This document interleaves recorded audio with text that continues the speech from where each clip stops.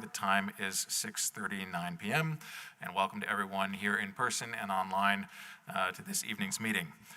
The first item on our agenda tonight is a motion to adopt the agenda as set forth on Civic Clerk. Is there a motion along those lines from any councilor?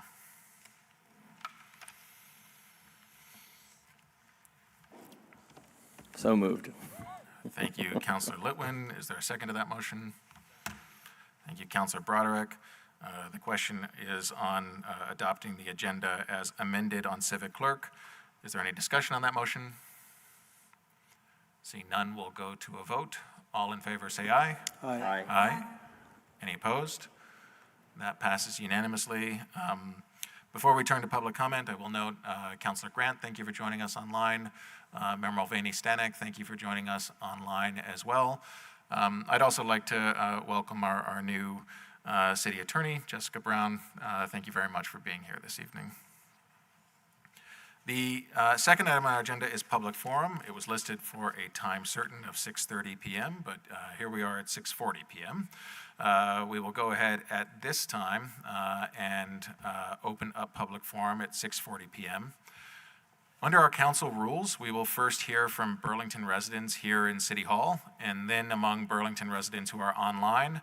Then we will repeat this process for non-Burlington residents. As a reminder, in order to participate in public forum online, you need to have signed up at least an hour in advance through the City Council's website. As is our standard practice, each speaker will be provided 2 minutes. When I call your name, if you're here in person, if you could please come up and make sure your microphone is on with the green light on by hitting the push button. If you are online, we will permit you to speak. You should be able to unmute yourself and go forward from there. When providing comments, please direct them to me as the chair and not to any other individual. It is important that City Hall remain a safe place for those who serve, those in attendance, and those watching our meetings. The Council respects and values the diversity of opinions and perspectives on public issues.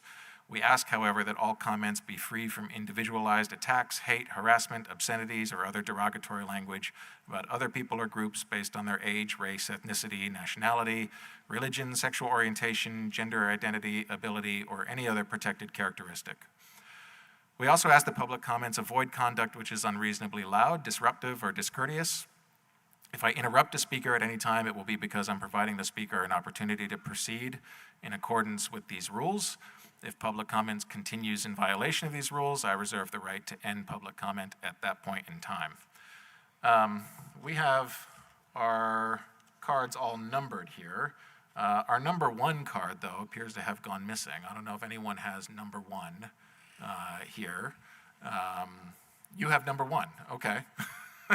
Could you bring it up to the clerk and we'll make sure that it gets in the pile here? I think while we're waiting to get that, we'll proceed to number 2, and then as soon as I get it, we'll go to your name.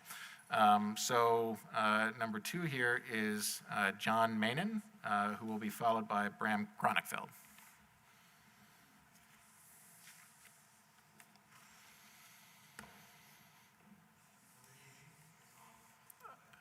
You have to hit the push button on the microphone. There should be a green light. Yep, yeah, perfect.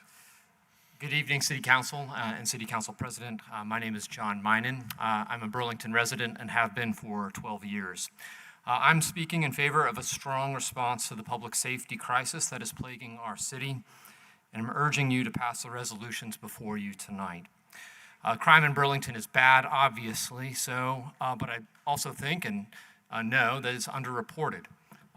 We know this maybe intuitively or anecdotally. My family owns a shop downtown. Things are regularly stolen from the shop, but my family has stopped calling the police because of the mountain of paperwork that is required, and things just don't seem to get done. People don't get apprehended. Merchandise doesn't get returned. People who might get picked up are quickly returned back to the streets, and the problem just sort of goes over and over and over again. My mother-in-law sees a lot of stolen merchandise in the encampment behind the library, but it's too dangerous to go and retrieve any of it. Speaking of the library, my daughter used to love to go there. She's now afraid to go because she doesn't want to have to step over people who are overdosed and sort of clogging the entrance to the library or have to walk through drug deals. This morning, I woke up and my front yard was strewn with work equipment that had been apparently stolen from a North Willard resident who reported on Front Porch Forum that things had been stolen. They ended up in my front yard. I could tell you story after story after story, and these aren't necessarily making their way into crime statistics, but it is the state of Burlington, and we need a very strong response to deal with it. And so please, council, take this seriously and pass the resolutions before you. Thank you. Thank you very much. Next, we have Bram Cronenfeld, and then we'll go to number 1 on the original list.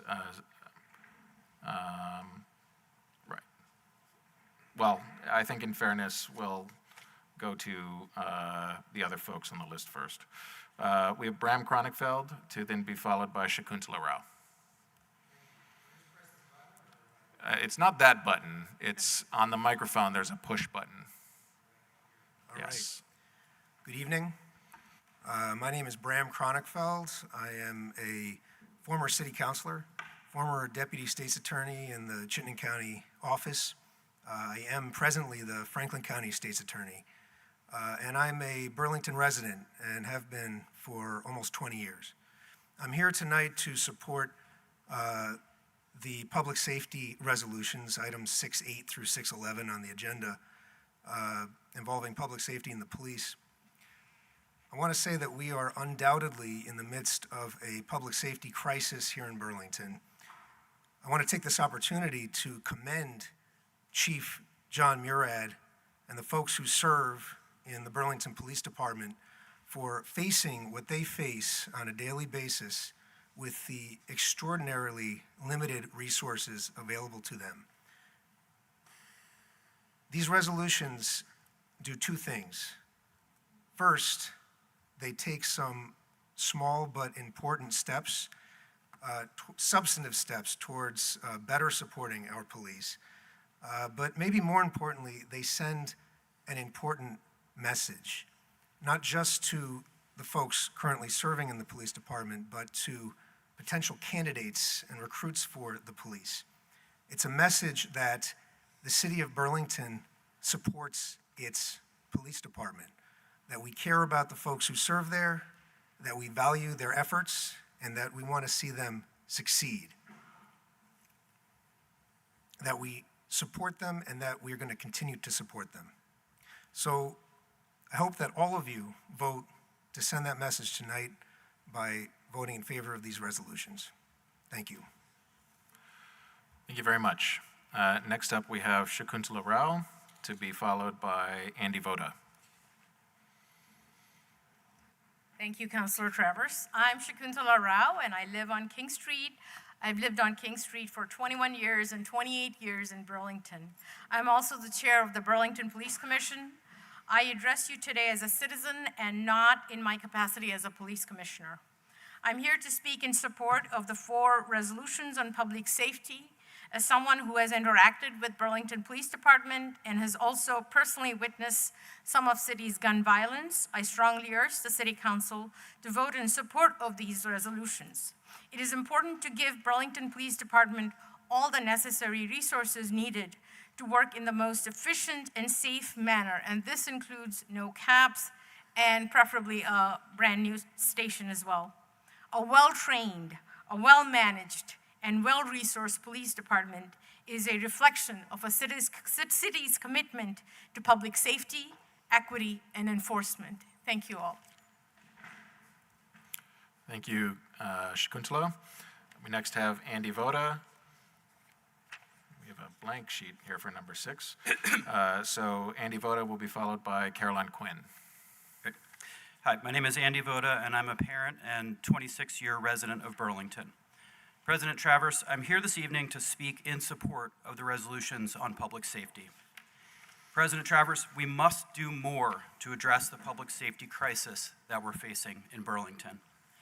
I'm deeply appreciative of the efforts of the members of our police and fire departments, city employees, and the council and administration. I know everyone shares the same goal of creating a safer Burlington. I came before this body last year to ask our city to do more in response to what's happening in our downtown and throughout our community. We have made progress, but we must press harder for more by investing in the people who are doing this critical work. We need to send a message to our first responders that we value them, both in our words and our actions, by investing in their physical workspaces. We need to continue to innovate to address our staffing and recruiting challenges, and as the situation in Burlington has evolved, so must our approach to staffing our police department. We need to create a strong physical presence for both law enforcement and related social services in the heart of downtown.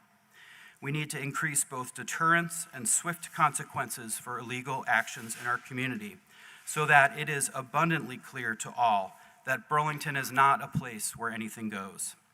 President Travers, there is no place for gun violence in Burlington or for violent groups who prey upon vulnerable people. There is no place for brazen illegal drug use and antisocial behavior, especially in the places where our children live, learn, and play, like our library and near their homes and schools. There is no place for wanton disregard for our laws and for the rights of others to enjoy and thrive in this incredible community. Thank you all for your good work and for the opportunity to share my perspective with you tonight. Thank you. We next have Caroline Quinn, who will be followed by Polly Mangan.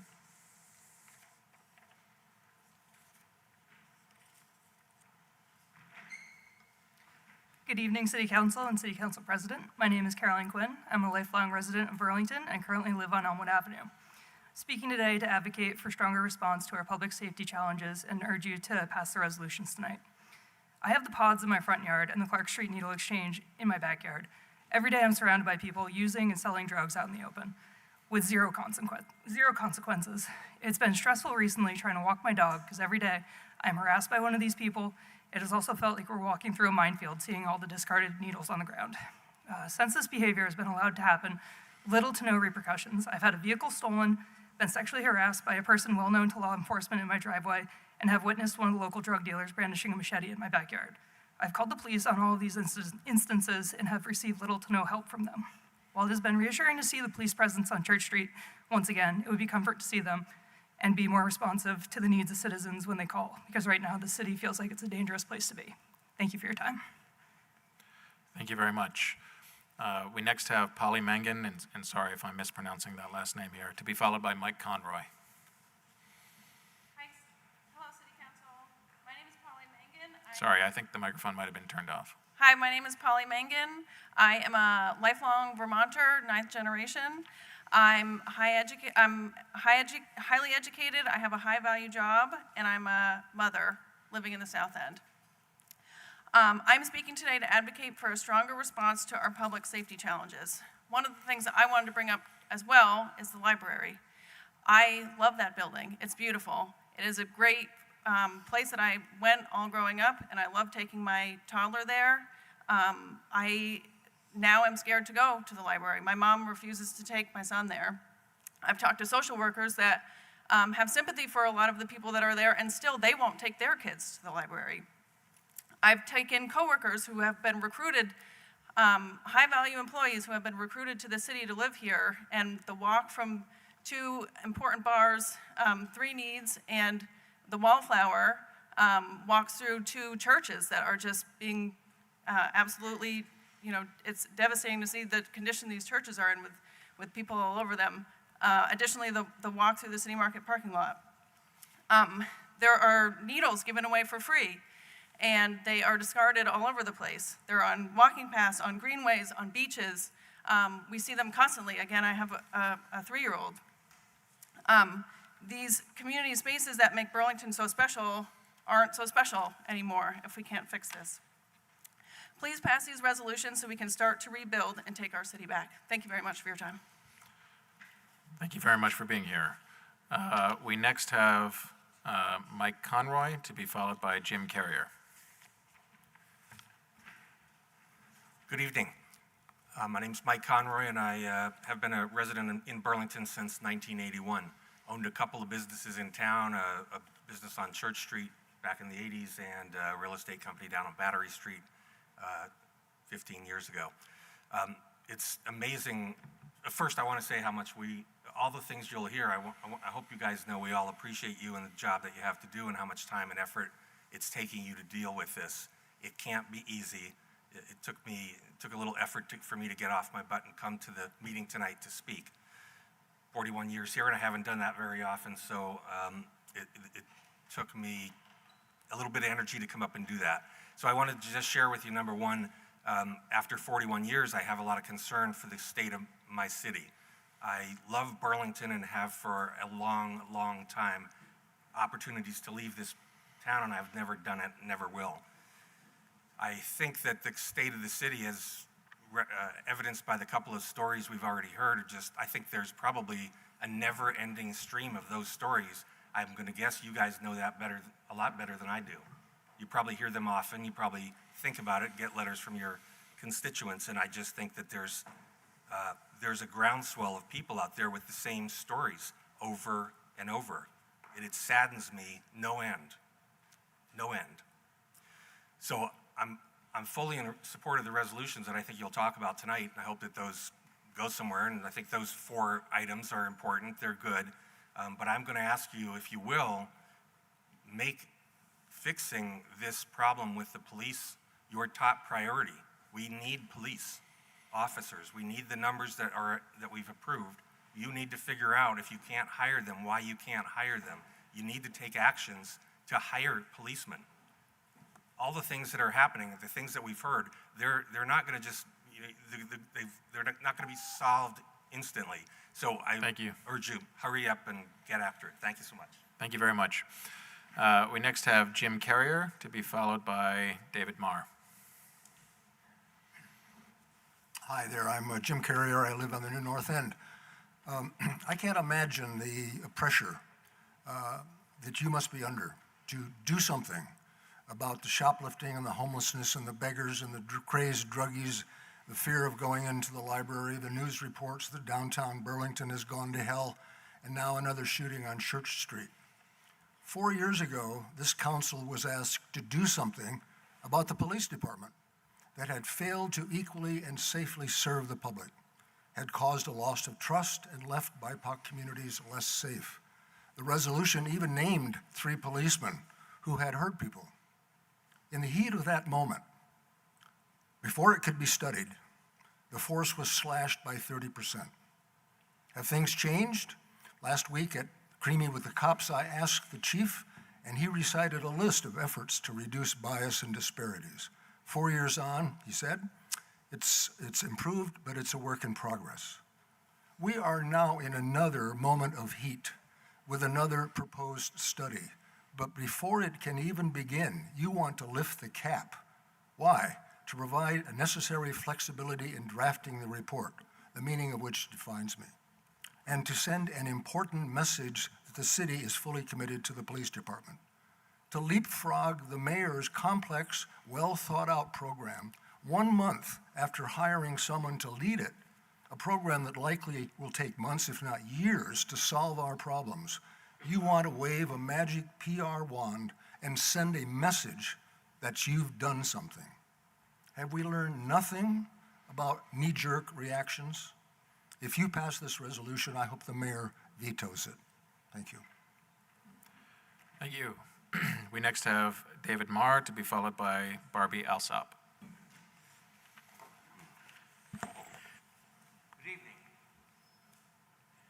Good evening. My name is Dave Marr. I live in Burlington. I've lived in the Burlington area for 51 years. There are 4 resolutions on the agenda for tonight related to public safety, and I hope all of you will support them. There are 2 items in these resolutions that I think should be given top priority and implemented ASAP. The first is the need for secure facilities to hold suspects locally. Our police officers waste too much time transporting suspects to St. Albans. We need to improve upon that. I think we should look into getting a modular or portable jail that can be implemented before we have time to renovate or replace the current police station. The other item that should receive top priority is expanding relationships with outside agencies. You know, the drug trade is the root cause for many of our problems here. And many, if not most, of our drug dealers are from out of state. we need to make a statement that they are not welcome here. I recommend a citywide interruption of the drug trade. And to do this, we will need help from state police, county sheriffs, and police from neighboring towns. If we're going to make real progress, we need to take some bold action. We need to bite the head off this monster and not nibble on its toes. Thank you. Thank you. We next have Barbie Alsop, to be followed by Romeo von Herman.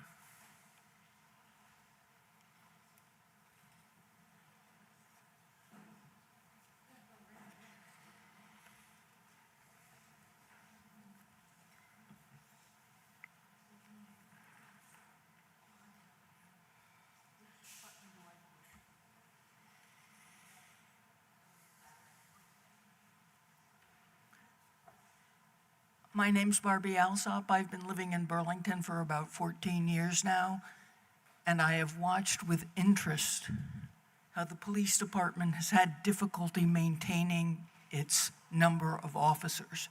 Now you want to raise the permitted number from 87 to some higher unspecified number.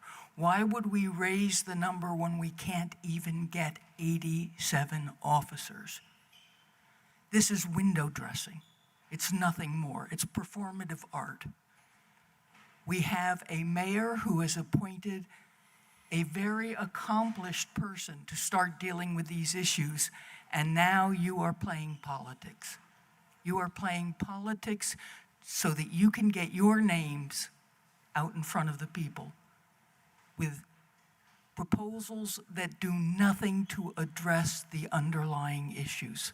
If we can't get 87 officers on the force, how do we know that's not enough? Thank you. We next have Romeo von Herman, to be followed by Nancy Harkins.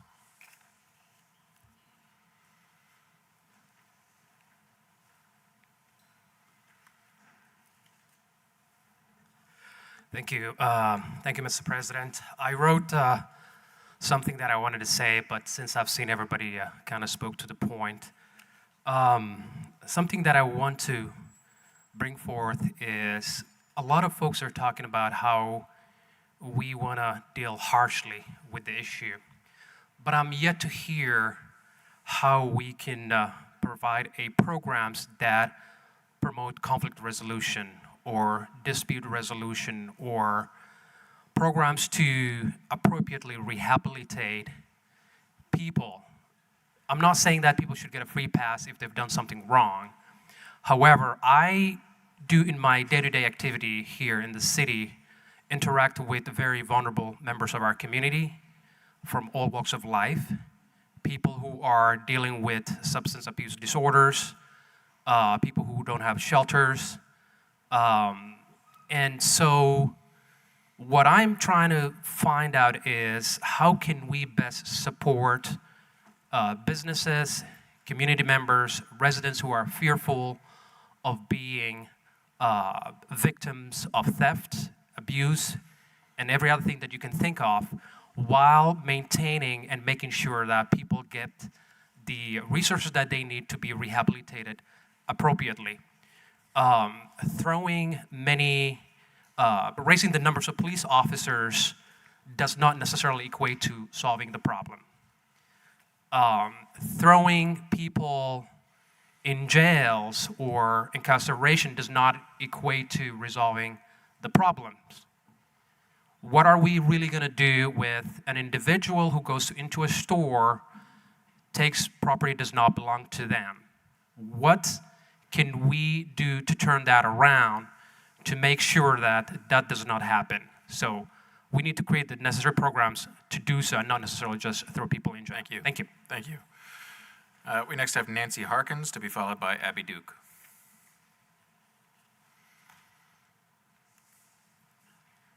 Good evening. My name is Nancy Harkins. I'm a resident of Ward 6, and I'm a volunteer with the Vermont chapter of Moms Demand Action for Gun Sense in America. I'm here specifically to support the resolution to protect Burlington from gun violence by banning guns in bars. Drinking alcohol is associated with increased aggression and impaired judgment, elevating the risk of gun violence. The Department of Justice found that nearly half of convicted homicide offenders reported being under the influence of alcohol during the commission of their crime.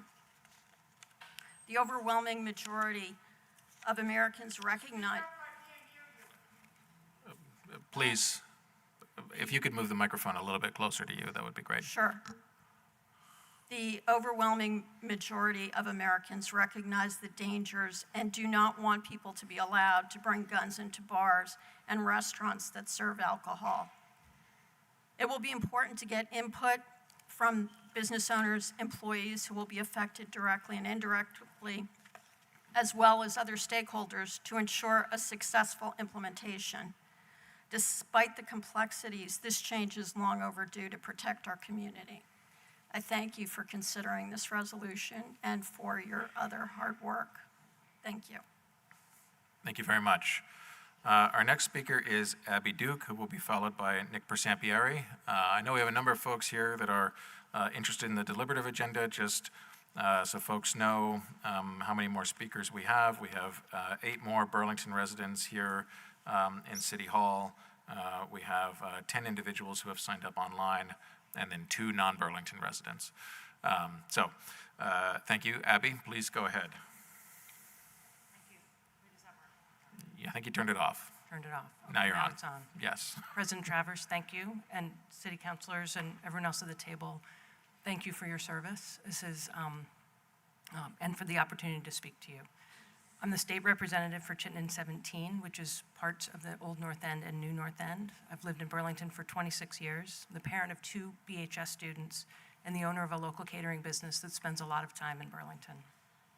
People in our community should both be and feel safe, and that's a core job of our government.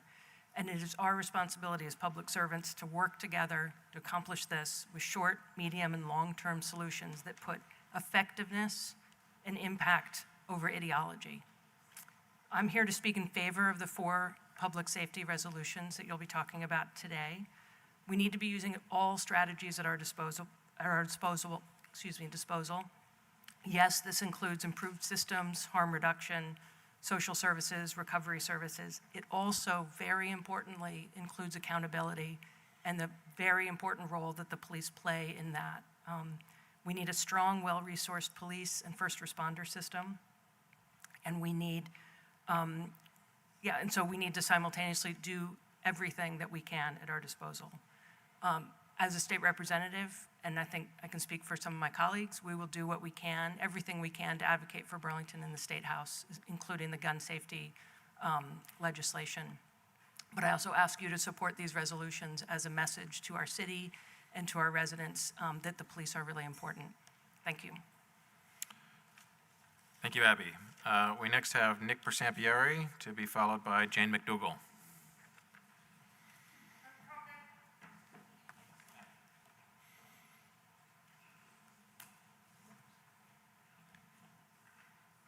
Good evening. I submitted written comments on the McNeil study issue, and based on the losses McNeil is generating, 9.8 million last fiscal year, half of which goes to BED. I think the first thing that should be done is to study whether McNeil should continue to operate or should be replaced with alternatives before we invest in other studies, including the 2 before you tonight. If you're going to go ahead with those studies, then I think you should consider that feasibility study I just mentioned as part of the emission reduction study. As I outlined in my comments, I believe the language of the resolution is broad enough to include that. And if you're going to go ahead with the emission reduction study, that includes considering repowering McNeil with alternative fuels. That should not be limited to renewable fuels. McNeil is set up to burn gas, and as an interim measure, we could probably save money in reducing emissions by considering that. I also wanted to say that I strongly support all 4 of the public safety measures. I live on Clark Street and have been impacted in a number of ways. I've had the experience of confronting a known thief on my back porch at 2 in the morning and being dared by him to call the police. The problem is we don't have enough officers out there, despite their best efforts, so people know they can get away with things. Thank you. Thank you, Nick. We next have Jane McDougall, who will be followed, thank you, Jane, who will be followed by Karen Long.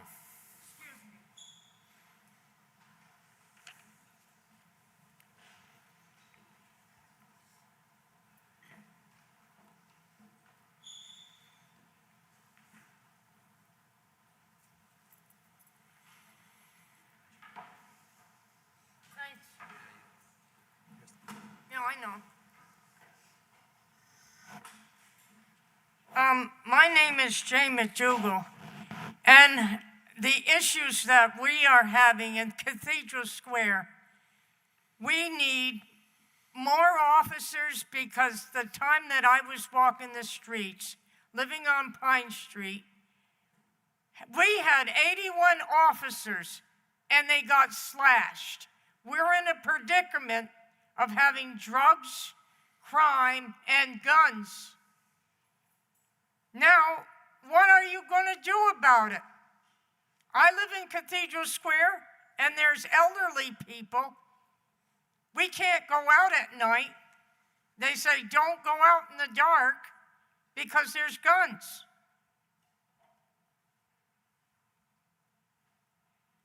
I live in the senior housing now. Where's our safety? Because I've seen drugs in our property. I just think that we have to have the 81 officers back. Thank you, Jane.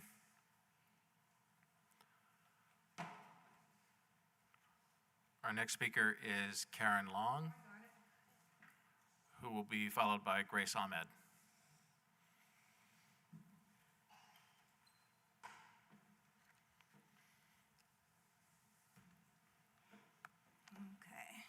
Good evening. So I'm hearing people say, what do they do? Is this one you push? It's on. Okay, don't touch it. I won't touch it. Great. I'm Karen Long. I'm here tonight to ask our city councilors to move beyond party politics. We all share the same goals for strong public safety, and we will achieve more if we are unified. Our country is facing enough division and misleading information at a national level. If you will remember, 2 years ago, Labor Day weekend, the Burlington Police boosted our public safety presence in our downtown. There were 6 state troopers and 4 Burlington police officers, including Chief Murad, who were all stationed in a 1/2 square mile downtown core as a show of force in our city. This show of force did nothing to deter a murder in City Hall Park that night. Videos showed the murderer walked by uniformed officers twice before he moved in and shot his victim in the head. This story is in 7 days, September 8th, 2022. Lagging recruitment for police officers is a national problem, and Burlington is not in a bubble. We need laws to prohibit guns in bars and all public places. We can vote for stricter gun laws. We can vote for stricter background checks for people purchasing guns. The public safety challenges we face now are not the new normal that we need to accept, and no one in City Hall is suggesting that.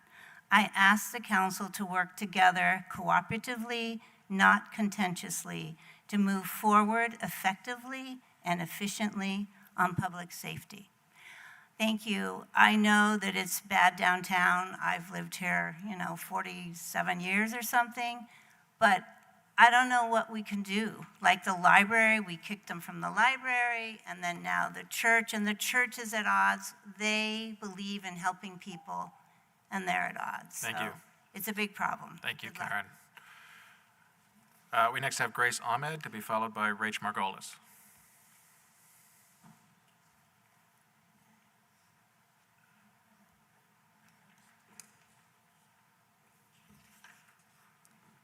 Good evening. My name is Grace Ahmed. I am a 19-year resident of Ward 5 and a mother of 5.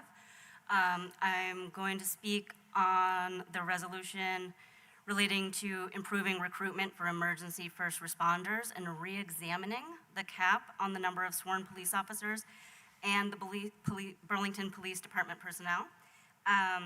That resolution calls for a report to be written and presented to the City Council on or by December 9th of 2024, which will include update on current staffing levels, update on recruitment, recommendations on numbers of CSOs, CSLs, and sworn officers. I think that Burlington Police Department has a little bit of Schrodinger's police problem of, we don't have enough police, we do. We have here, this is the BPD Priority Response Plan that was published April of 2024, where there's a lovely little graph showing how the foot patrol in downtown has gone up from the 2020 levels. We have the same number of officers patrolling in my neighborhood and in the New North End. And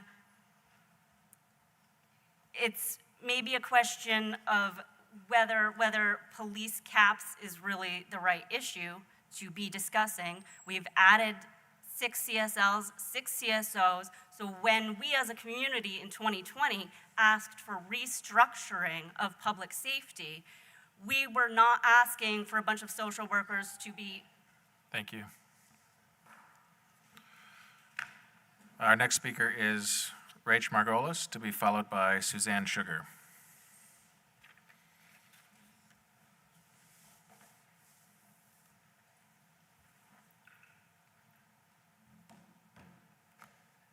Thank you, City Council, for the opportunity to share my thoughts this evening.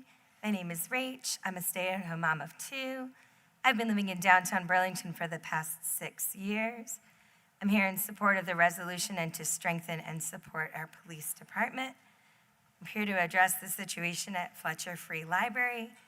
I'm sure you've all seen the tents, the crowds of people at the parking lot.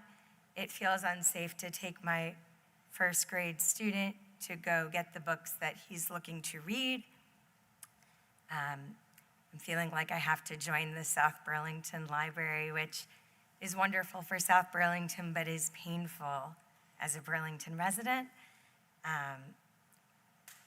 Please consider helping the police department. Thank you. Thank you, Rach.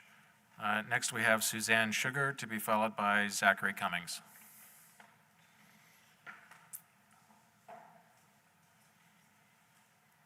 Good evening, I'm Suzanne Sugar, a resident of Ward 6, born here in Burlington, been before the council a few times, namely a few weeks ago when we started supporting encampments without any plan to transition folks who are moving into those encampments into more permanent residences.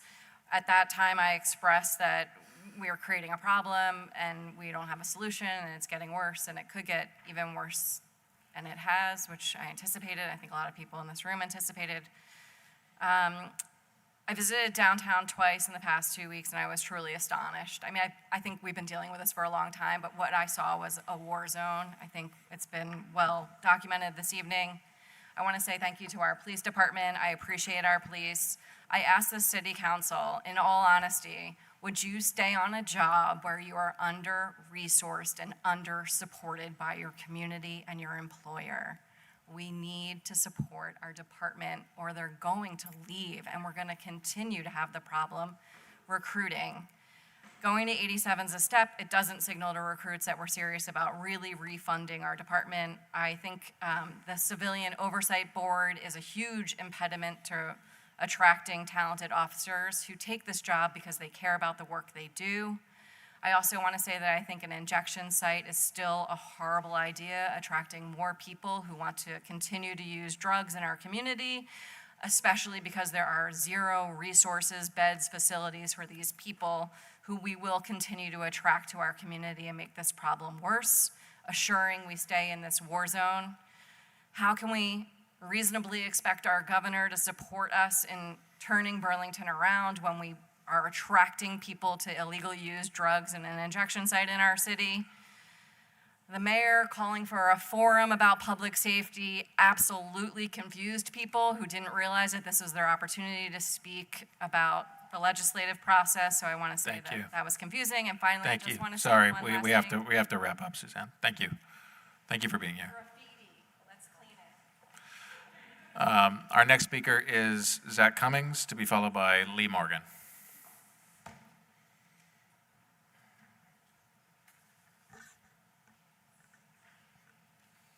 Am I on? Yeah, you're good.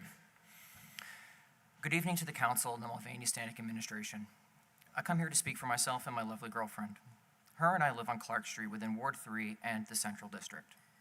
I saw that the Democratic caucus has put up some resolutions that interest me on issues that we as a citizenry can impart some change on. Now, my experience as a Clark Street resident has been colorful, depressing, and exhausting. For the ones who are not aware, Clark Street is home to the Howard Center Safe Recovery, or as the locals call it, the Needle Exchange or Stick Shop. I wholly understand and respect the function of the Needle Exchange on a more macro level. We have people suffering from substance abuse and homelessness. The last thing they need is a bloodborne illness. Yet, in reality, on the street level, the Howard Center is facilitating a hunting ground for drug dealers and violent youth to peddle wares and offer 2 a.m. abuses. Every week, as the medical supply truck delivers clean needles to the Safe Recovery, a different delivery is just around the corner on Elm Street. The beat and broken black SUVs with drugs come shortly after like a Swiss-made clock to deliver drugs to desperate addicts. As the morning evolves into the afternoon and the evenings, my girlfriend and I come to eat dinner. Our meals are serenaded by the chilling sounds of men and women being beaten and robbed for mere pocket change. Her and I wonder who is the help, who can stop the dealers and roving gangs. Then I say the police. The police can help. That is, they can stop the bad guys, or at least that is what I was told as a child. Then I remember I live in Burlington, where we cut down the force in 2020. Yes, I understand the police has some issues. Gosh, this is America. Every community has at least one issue with the force. Yet how can we as a community expect serious change with the force when there is no funds, staff, and they are overworked? Lift the cap, hire more, and train adequately so that my girlfriend and I can sleep. Pass the resolutions, and God save the Queen City. Thank you, Zach. Our last speaker, last Burlington resident here in City Hall is Lee Morgan. We will then turn online to Burlington residents there, and our first online speaker will be Robert Kiernan. Just so councilors know, as you may have seen here in Contoys, we very gratefully have a number of young people who I believe are here for deliberative agenda item number 7.1. Once public comment is over, I will be asking if councilors would entertain a motion to suspend our rules to immediately turn to item 7.1 and then back to our regular agenda. So we have 12 more speakers or 13, including you, Lee. So please go ahead. Thank you. Thank you. Hi, my name is Lee Morgan. I live in Ward 7. Happy to be here tonight. I am also the chair of the Burlington Parks and Rec Commission, although tonight I speak only as myself and not for the commission. But I see more of the city than I did before I was a commissioner. I applied for the commission because the intersections of our social justice problems and the stewarding of natural spaces really appealed to me. That's all in my background. I've loved being on the commission, and I will tell you, it's been very exciting to see Mayor Mulvaney Stanek come in short order, deal with some really problematic things that have been plaguing us, particularly our city employees. I think a large number of city employees that always get left out of the public safety conversation are our parks and our DPW workers. They're the ones cleaning up this stuff. And I saw the mayor come in and immediately install some porta potties and dumpsters, relieving a huge issue that our city employees had to deal with, loose human refuse, unacceptable, and dealing with that every day. And she took care of that. People were much happier. And then I saw, I know I have to address you, keep me on track if I stray, so is it appropriate to say your caucus? I observed your caucus try to take those items away, and that was difficult. You know, messaging matters. People are here tonight because of messaging. Messaging can get your issue out there, but we need to be careful. And I want to encourage you all to take out the word substance misuse out of any resolution or your newsletters going forward. It's an old term, incredibly offensive. I'm really disturbed to see you use it because I know several of you and I didn't think that that's where you were at. So I hope you don't understand the term and that's why you've switched to it lately. But it's I can't stress how offensive Thank you, Lee. that is. Thank you, Lee. Couldn't be more offensive. Thank you, Lee. We will now turn to speakers online. I'll just confirm with the clerk's office. Is our timer working online? Okay, great. Could you please promote Robert Kiernan, and then we'll turn to Pike Porter. Robert, you should be able to go ahead. Thank you. Now beginning my 21st year living in downtown Burlington, just a few hundred feet east, a majority of the City Council bringing forward 4 resolutions focusing on the issues that are prioritized in our concerns here, focusing on moving towards palpable action. This is beneficial for all Burlingtons. I certainly support the measures. Mayor Mulvaney Stanek has just very clearly raised her level of communication to the residents of our city with the community safety update issued Sunday afternoon. All this couples with the significant outpouring of strongly felt written comments from Burlington citizens and others in Vermont as published in press coverage beginning last Wednesday by 7 days. This current wave of concern demonstrates an opportunity for clear benefits to our city regarding this issue, often identified under the blanket term public safety. I recently read mentions about some of these efforts that it is all political or simply political theater or lying to the people. These are dismaying positions. Other negative statings concerning the BPD efforts to recruit new officers or the department's recruiting methods, or that new patrol applicants learn of pending or settle lawsuits from events in May 2021 or in 2019 are only partially truthful positions in my opinion. We certainly can acknowledge that there is an unfortunately noticeable anti-police bias in Burlington. I would hope that a measure of this bias soon transitions instead to a more positive support for the work of our Burlington Police Department. This is vital. Thank you for your time. Thank you very much. We next have Pike Porter. Pike, you should be promoted here. You should be able to go ahead and unmute yourself. Thank you.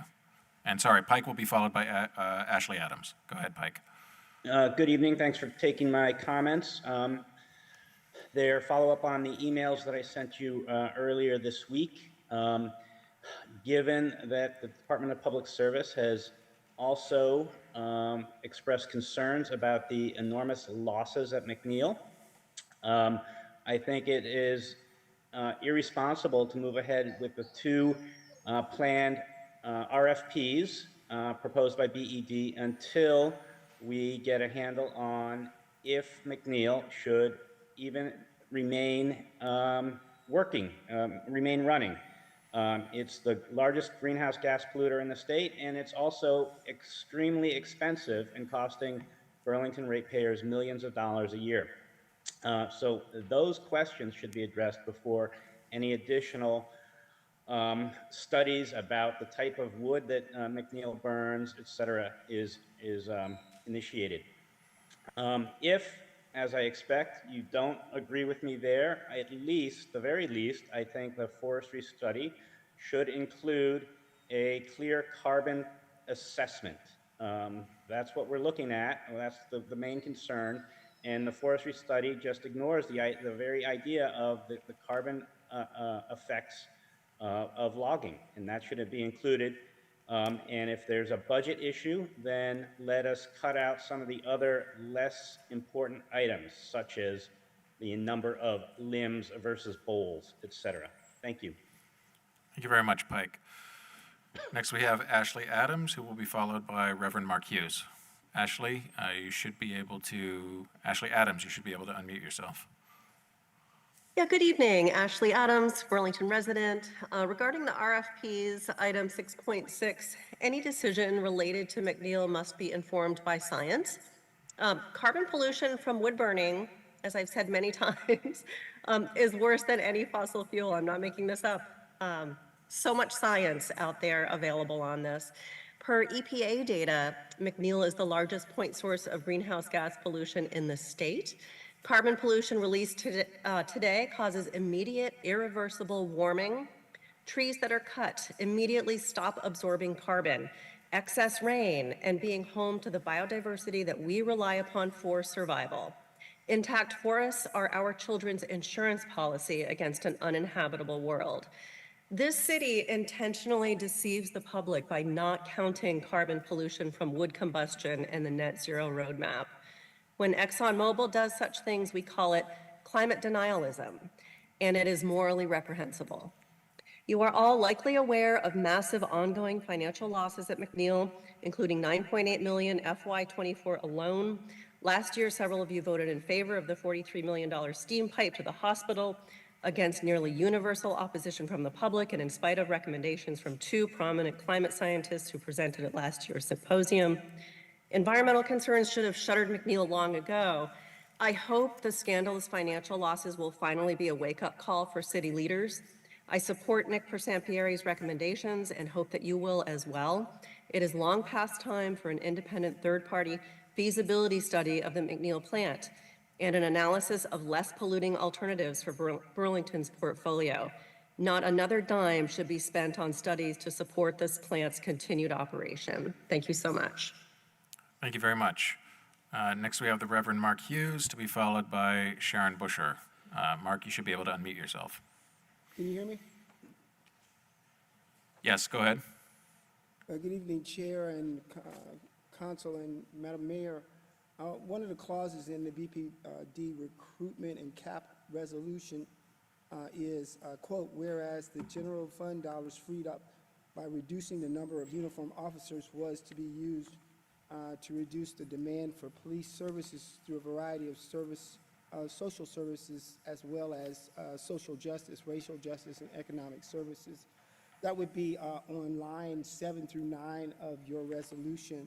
This came from a June 2020 racial justice through economic and criminal justice resolution, which went on to say, including a community-based cultural empowerment center, a minority-owned business procurement program, and a capital access program, as well as operational capacity for the racial equity, inclusion, and belonging function as a city office, and funding for a baseline assessment.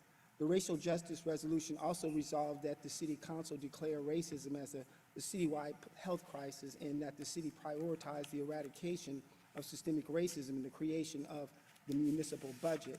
It further established a requirement for systemic oppression, including systemic racism awareness training 2 times a year, 3 for law enforcement officers, and created a task force to consider an apology for the reparations for chattel slavery.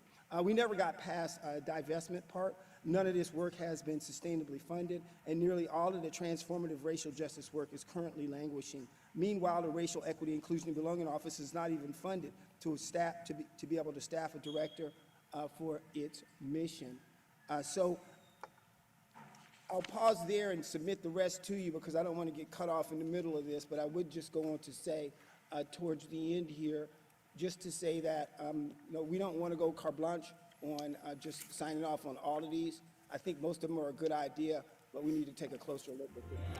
Thank you, Reverend Hughes. Nice music. Okay.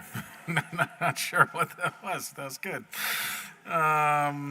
So next we'll turn to Sharon Busher, to then be followed by Nolan Rogers. Hi, good evening, President Travers. I wanted to speak to the public safety agenda items. First of all, in 2014, I was on the council when we put forward proposals that were voted on by city residents, and one of them had to do with eliminating guns in bars. And I supported it then, and I still support that initiative. I don't know whether there would be metal detectors if this actually passed this time, or how they would enforce it. That was always an issue, but I certainly think it's warranted.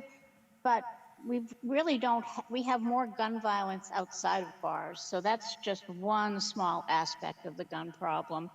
Number two is, as far as the moving forward with a new police facility, I thought we were at our cap and that we couldn't bond anymore because of the high school. So I was surprised to see this.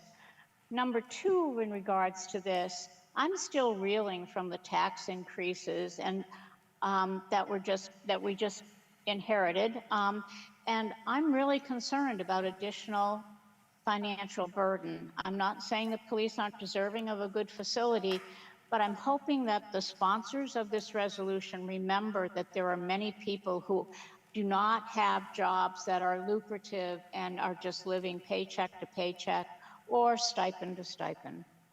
The last thing has to do with public safety in general. It's a very serious topic. I was hoping that there would have been an opportunity for the public forum to take place, because I feel that we as a community need to embrace this and figure out what the problems are that we don't already know, because I think some people think they know all the problems, and I don't think we all do. And then also, Thank there you, are Sharon. very smart people. I would like the public to be able to put Thank you. forward solutions. Thank you. Thank you, Sharon. Next up, we have Nolan Rogers, to be followed by Patricia Pomerlow. Hi, can you hear me? Yes. Fantastic. My name's Nolan Rogers. I'm a Ward 3 resident, and I live on North Street. First, I just wanted to talk. I missed the Board of Finance meeting because I was at work, but they were asking about the Department of Public Works was asking about a loan for parking, and because we don't have significant enough parking revenues to the city, and I just wanted to put another word in for canceling the lease agreement about the parking lot behind the Edward J. Costello Courthouse, I believe, because we're subsidizing a lower rate of parking there. The parking lot's going to be there either way, whether we subsidize it or not, so we're just throwing away like $11,000 a month on that. I think it's a good financial position to just cancel that agreement. I'm pretty sure we can do it with 1 month's notice, and that's free, $11,000 a month. So please do that. And then the other thing was, I would love it if we could just go ahead with the request for proposals on the McNeil items. I think just do it.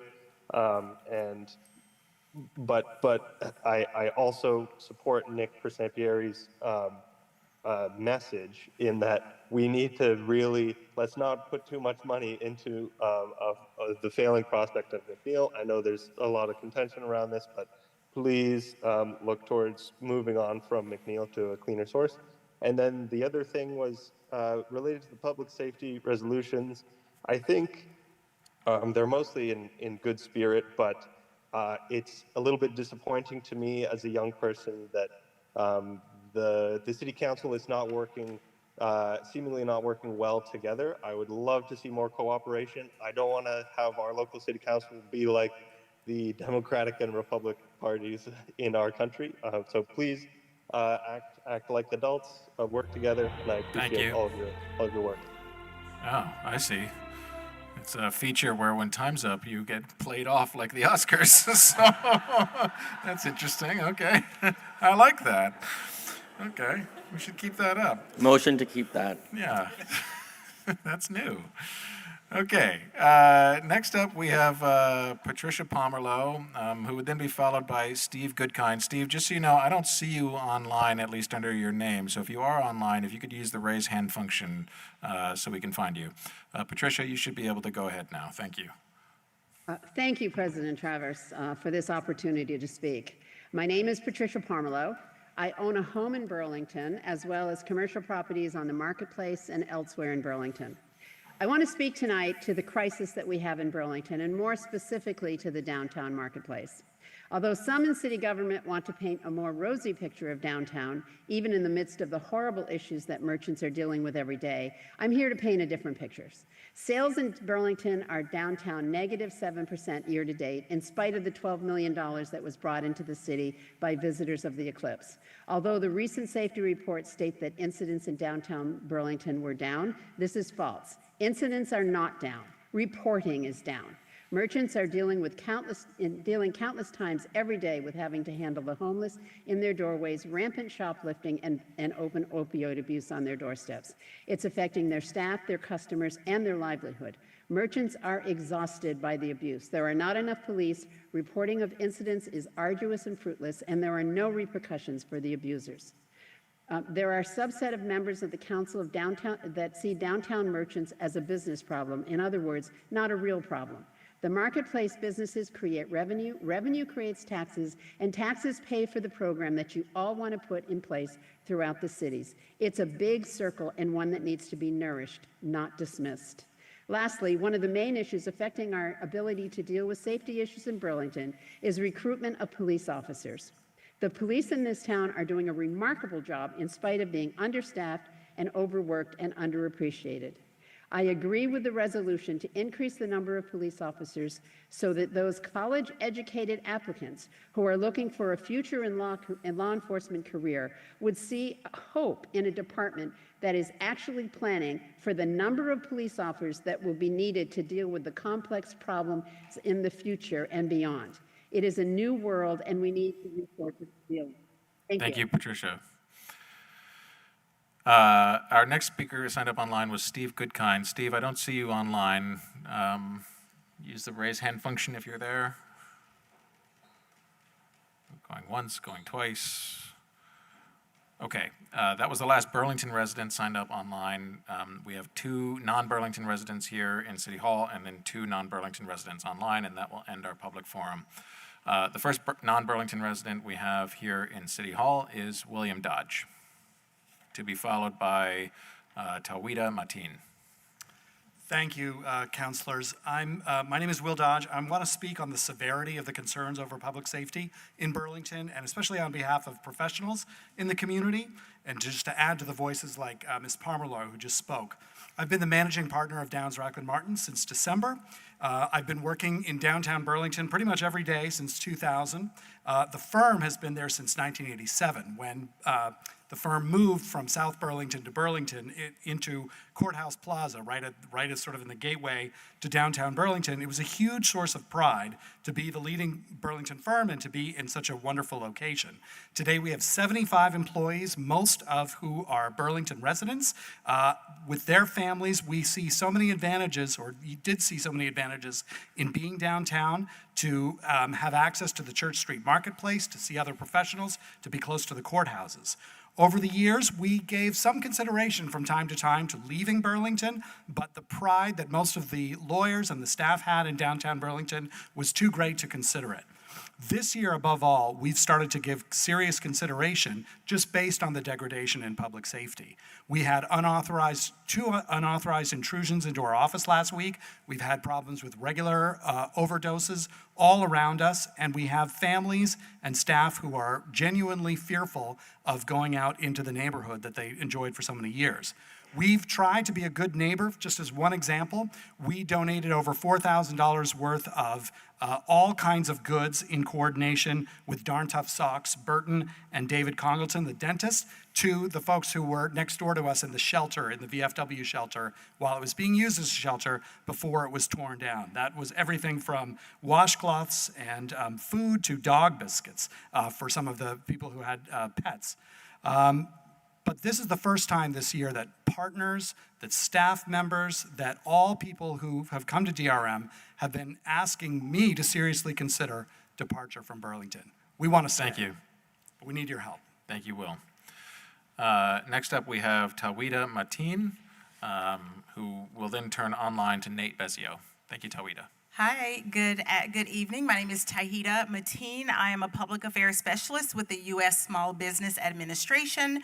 A part of my job is to come speak to councils and your constituents about the disaster recovery that is still going on in the area.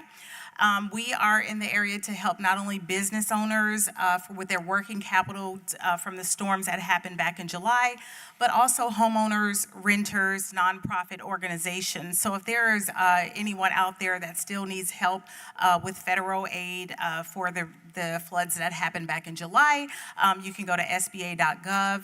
SBA is also in all of the FEMA disaster recovery centers. So for those people who have already registered with FEMA, just walk on over to SBA and submit your application. Again, that's for homeowners, businesses of any size, renters, nonprofit organizations. And we also do have a business recovery center set up specifically for businesses, but any SBA applicant can go in there to apply. We just continue to urge those people in the presidentially declared counties to register and to submit your application for to recover as whole as possible throughout the disaster that happened back in July. And with that being said, that is all that I have for you this evening. Thank you so much. Thank you very much for being here.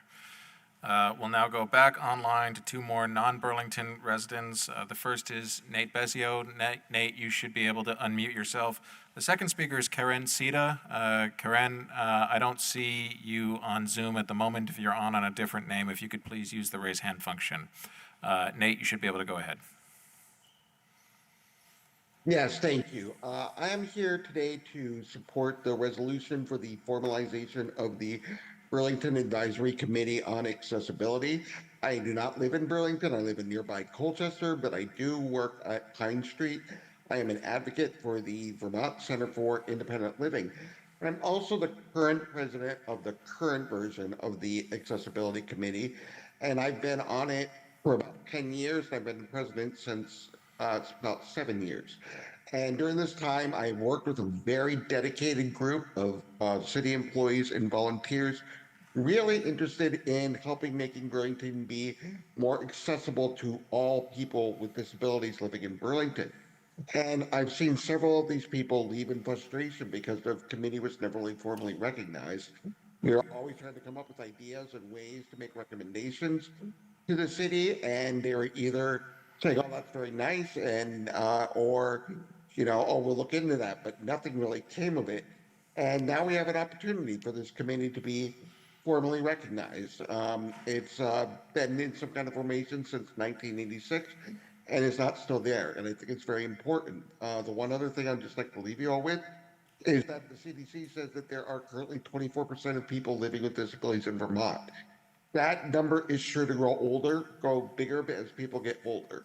And this is all varying forms of disabilities, not just people who use wheelchairs like I do. It is all forms, and more needs to be recognized in advising and making sure Burlington is a safe, accessible place for all.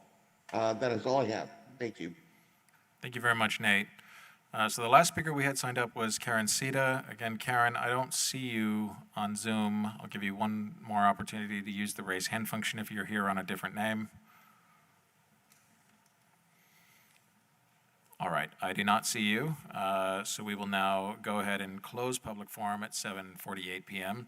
As I mentioned to councilors before, if you're here in City Hall, you've noticed a number of young folks here in person, and we do have a couple items in terms of our climate and public health and safety emergency updates coming up. But if there was a motion to suspend our rules for us to be able to turn to item 7.1, which I believe many of these young folks and their families are here for, I would welcome that at this point in time. I will take the motion from Councilor McKnight, a second from Councilor Bergman. Is there any discussion on that motion? Seeing none, we'll go to a vote. All in favor, say aye. Aye. Aye. Any opposed? Great. So we will now turn to item 7.1. If the folks here from the BA 10 to 12 All-Stars could perhaps come up here or maybe in front of the table, not to put you in the spotlight here, but it's your time to shine.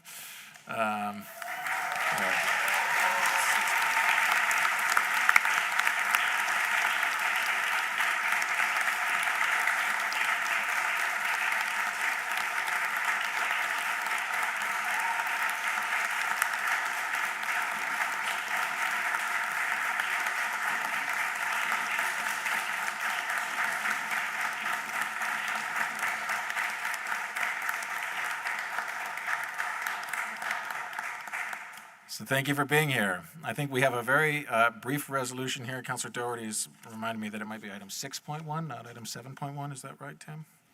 Okay, it's item 6.1. I'm going to go ahead and read the resolution out loud here, and then would welcome a motion from councilors on the resolution. If any other councilor wants to speak to it, that would be great. So, the resolution as written, that whereas on July 27th, 2024, the Burlington American 10 to 12-year-old Little League Baseball All-Stars won the Vermont State Championship by defeating Essex Town 9-7. And whereas this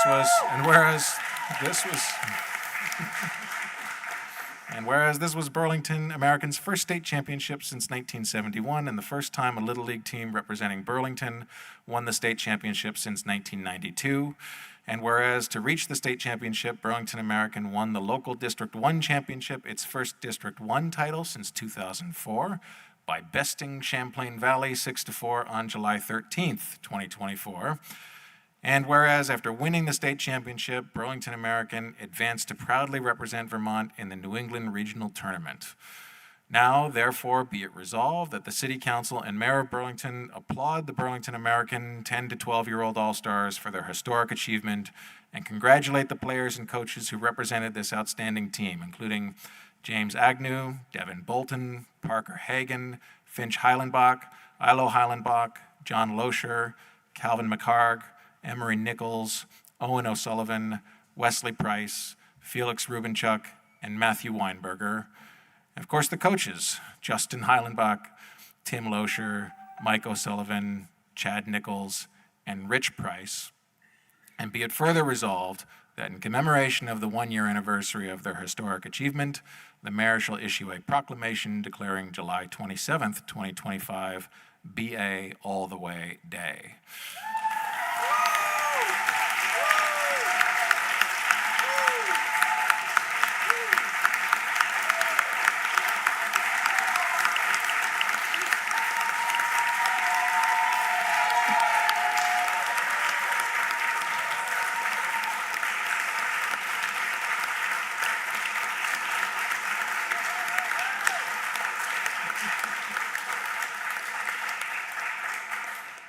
Is there a motion from any councilor to adopt the resolution as read? Thank you, Councilor Bergman. Is there a second?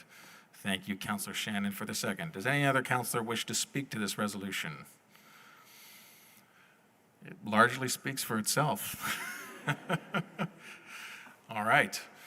Does anyone from the team, any of the coaches or any of the players want to say a few words? We didn't prepare for that, but Justin?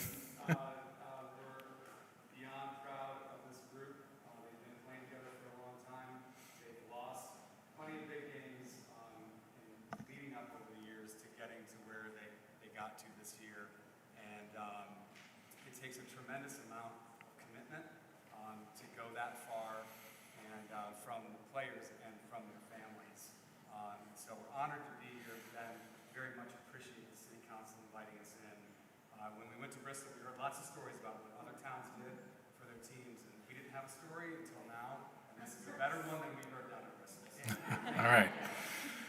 Well, thank you for being here, and thank you for your patience with this evening, and it was a good civics lesson for you guys. So if no other councilor wishes to be recognized on the item, I think we will go to a vote. All in favor of the resolution, say aye. Aye. Aye. Any opposed? That carries unanimously. Congratulations again.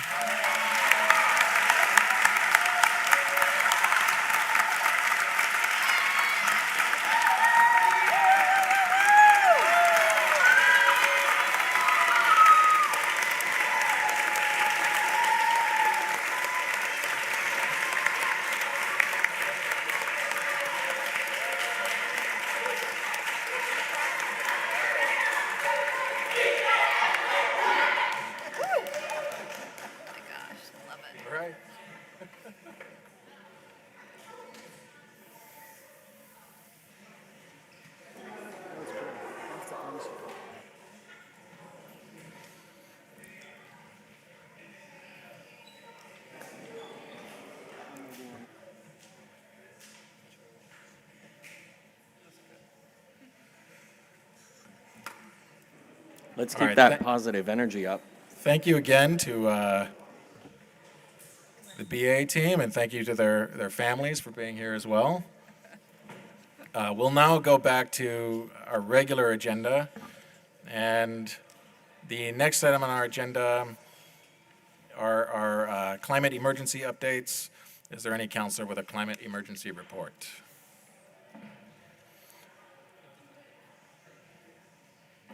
All right, seeing none, we will turn to item 4 on our agenda, which is public health and safety emergency updates. Is there any counselor with a public health and safety emergency update? I will go to Counselor Grant and then to the mayor. Counselor Grant?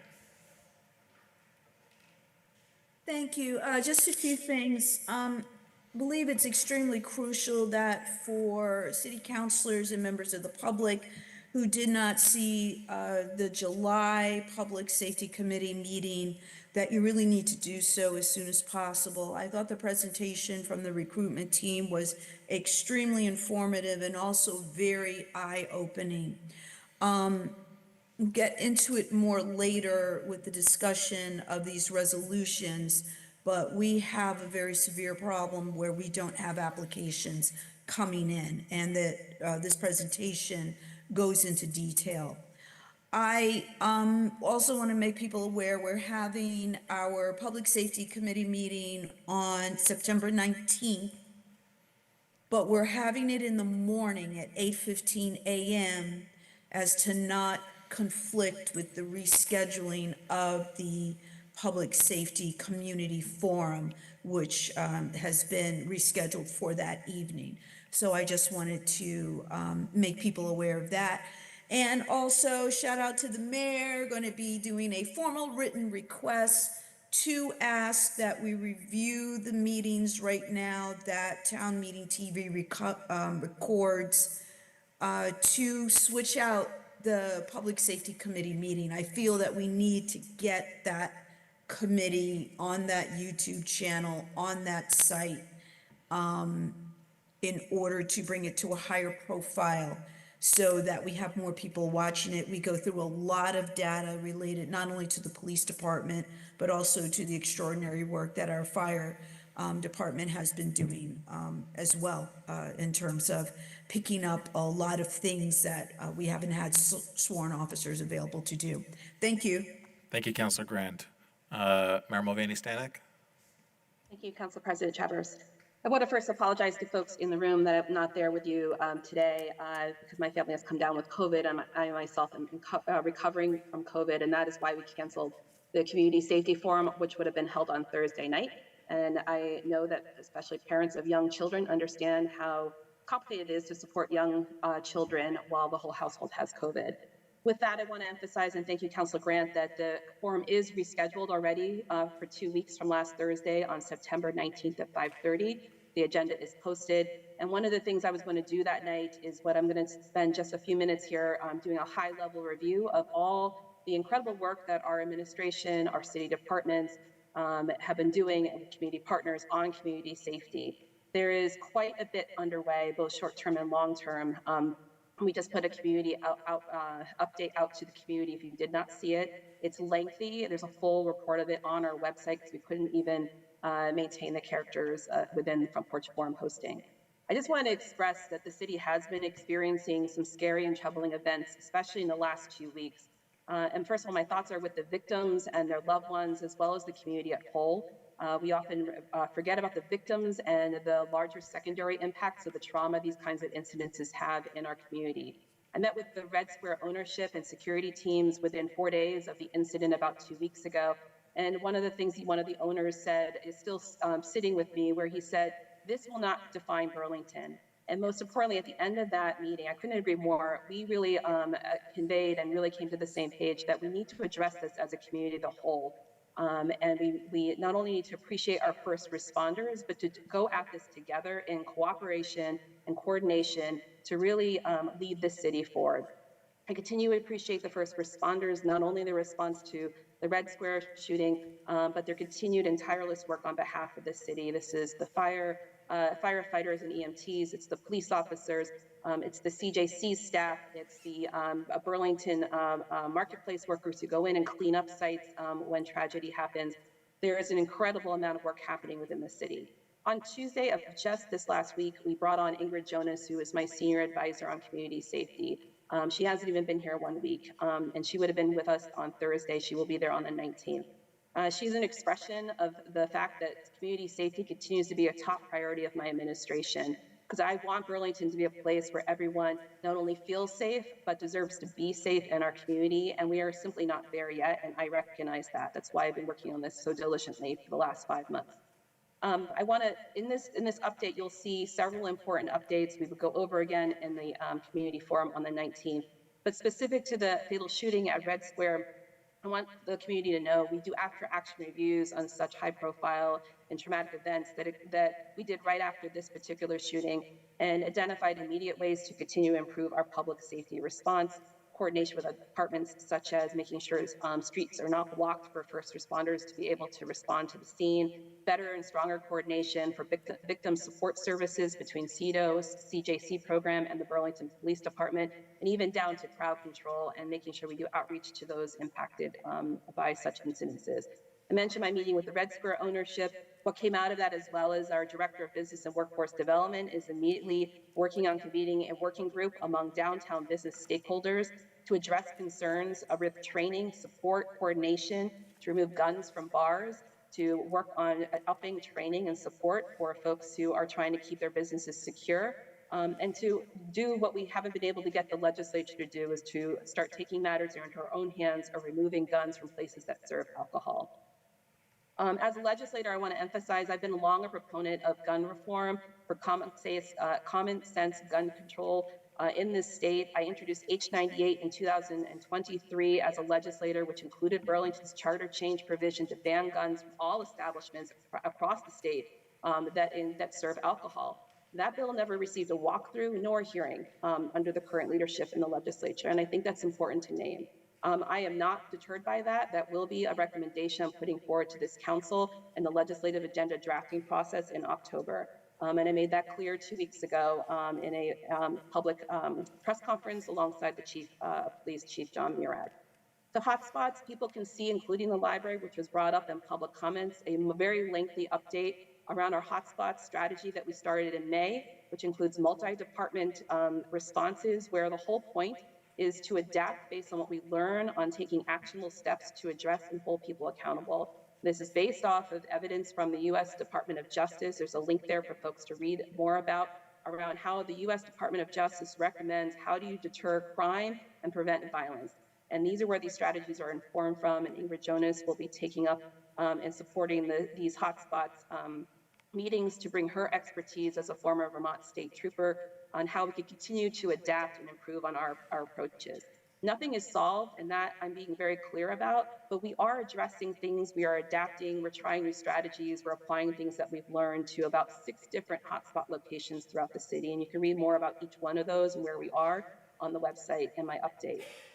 2 more just important things here regarding youth. I'm deeply concerned as a mom, 2 small kiddos, around the increase of youth who have been seen as getting involved in not only gun possession, but group behaviors that are leading to violent outcomes. And what that tells me is that we need a coordinated anti-violence strategy to go upstream and engage our young people, rather than only focusing on criminalization of state statute or even potentially local ordinances as a solution. I am appreciative of Councilor Jean Bergman's amendment to one of the resolutions tonight, because the resolution in its original draft did not address youth directly at all. And we have to be thinking more comprehensively. And I'll be meeting this week with the Burlington School District and youth service providers in our community to really talk about anti-violence strategies, how to interrupt violence, and continuing to work with the Vermont Network, which will be part of our November Public Community Safety Forum, which is November. I'll tell you at the end here in my notes. We've already scheduled our next Community Safety Forum because I'm going to hold these every 2 months until we don't have to talk about community safety. So I'm pretty much prepared to keep holding these forums until the end of this first term. So that November meeting is, the forum is November 7th, where anti-violence strategies will be the focus, as well as victim services. Finally, I just want to emphasize with Ingrid Jonas's work here, she's starting to implement the 6 core recommendations that over 20 community members helped to develop, including a couple of counselors, Counselor Brandt and Counselor Doherty, around tangible next steps we can be doing. And one of those immediate pieces we've already delivered on, and it's linked in the update from me, around how does the public better engage with our community response team. We're not only going to analyze how to do better and a more effective responses, but one of the immediate things these advisors said is the community needs to know who to call and in what scenario. When do you call a CSO? When do you call a police officer? When do you call street outreach? And you'll see an updated visual cue, including phone numbers and QR codes linked in this document, and we'll be putting social media updates on that out as well. I just want to finally end by saying, and thank you for the time, Council President Travers here, because this is, again, what I would have done if I had not come down with COVID and the rest of my family on Thursday. But we are experiencing some very real safety issues in Burlington, but we also have to be hopeful in this work. We continue to enjoy strong visitorship and community engagement in our downtown. Even this last weekend, we saw a robust art hop and Vermont Pride hosted here in the Queen City. I want to make sure that we look at evidence-based and data-driven solutions for what will actually start to change the course here in Burlington. I want to make sure that we are also looking at our health and safety challenges in this city as in a more comprehensive way as we work with our legislature. We are a vibrant, healthy, and strong community, and that has never changed and will not change. But what we need to do tonight, and I'm looking forward to the conversations regarding the 4 resolutions on your agenda, is that we do our best work when we confront these challenges and embrace opportunities together. And it will take time to do this work. This did not happen overnight, and it is not going to be solved by one simple thing. And so the only way we can do this is if we sustain this work together, we stay unified, and we collaborate. Thank you. Thank you very much, Mayor. I appreciate that update. Is there any other counselor with a public health or safety emergency update? Counselor Shannon. Thank you, President Travers. Related to what the mayor was just addressing, one of the things that I have heard, and I have also asked for, but I'll ask for again because it is related to something you just said, Mayor. People ask all the time, what are we supposed to do when there is a tent that has come up in the neighborhood, when there is a tent that has come up in the park or on the sidewalk or in my yard? And so far, we have not been able to give people a direct response to that. They also ask, what do I do when I see someone who is laying down on the ground, doesn't look well? Who do I call?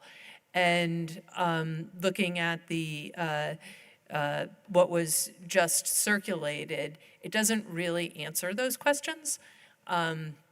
I have referred people to that, but I just wanted to highlight that so that hopefully as we continue to develop these resources, those questions will be answered. And also, what do I do when I don't get what they also want to know what to expect in terms of a response. I think that these are all fair questions and expectations from our community, and I hope that they will be addressed. Thank you. Thank you, Councilor Shannon. Any other counselor with a public health and safety emergency update? All right, seeing none, we will turn to item 5 on our agenda. Could I actually provide some information quickly? Go ahead, Councilor Grant. The ongoing process with regards to reporting encampments or tents in areas where they're currently not allowed is to use See-Click-Fix. So for people who don't have that app on their phones or tablets, please considering adding that, and it'll allow you to report the location, take a picture, and you would just enter it under other for camping. And there is a process in place through DPW to contact CSLs who follow the current policy to either send out CSLs. Sometimes it's a park ranger. I was actually with the park ranger Friday when he was addressing tents in areas that parts of our parks where we're not allowing them. So See-Click-Fix should be that option.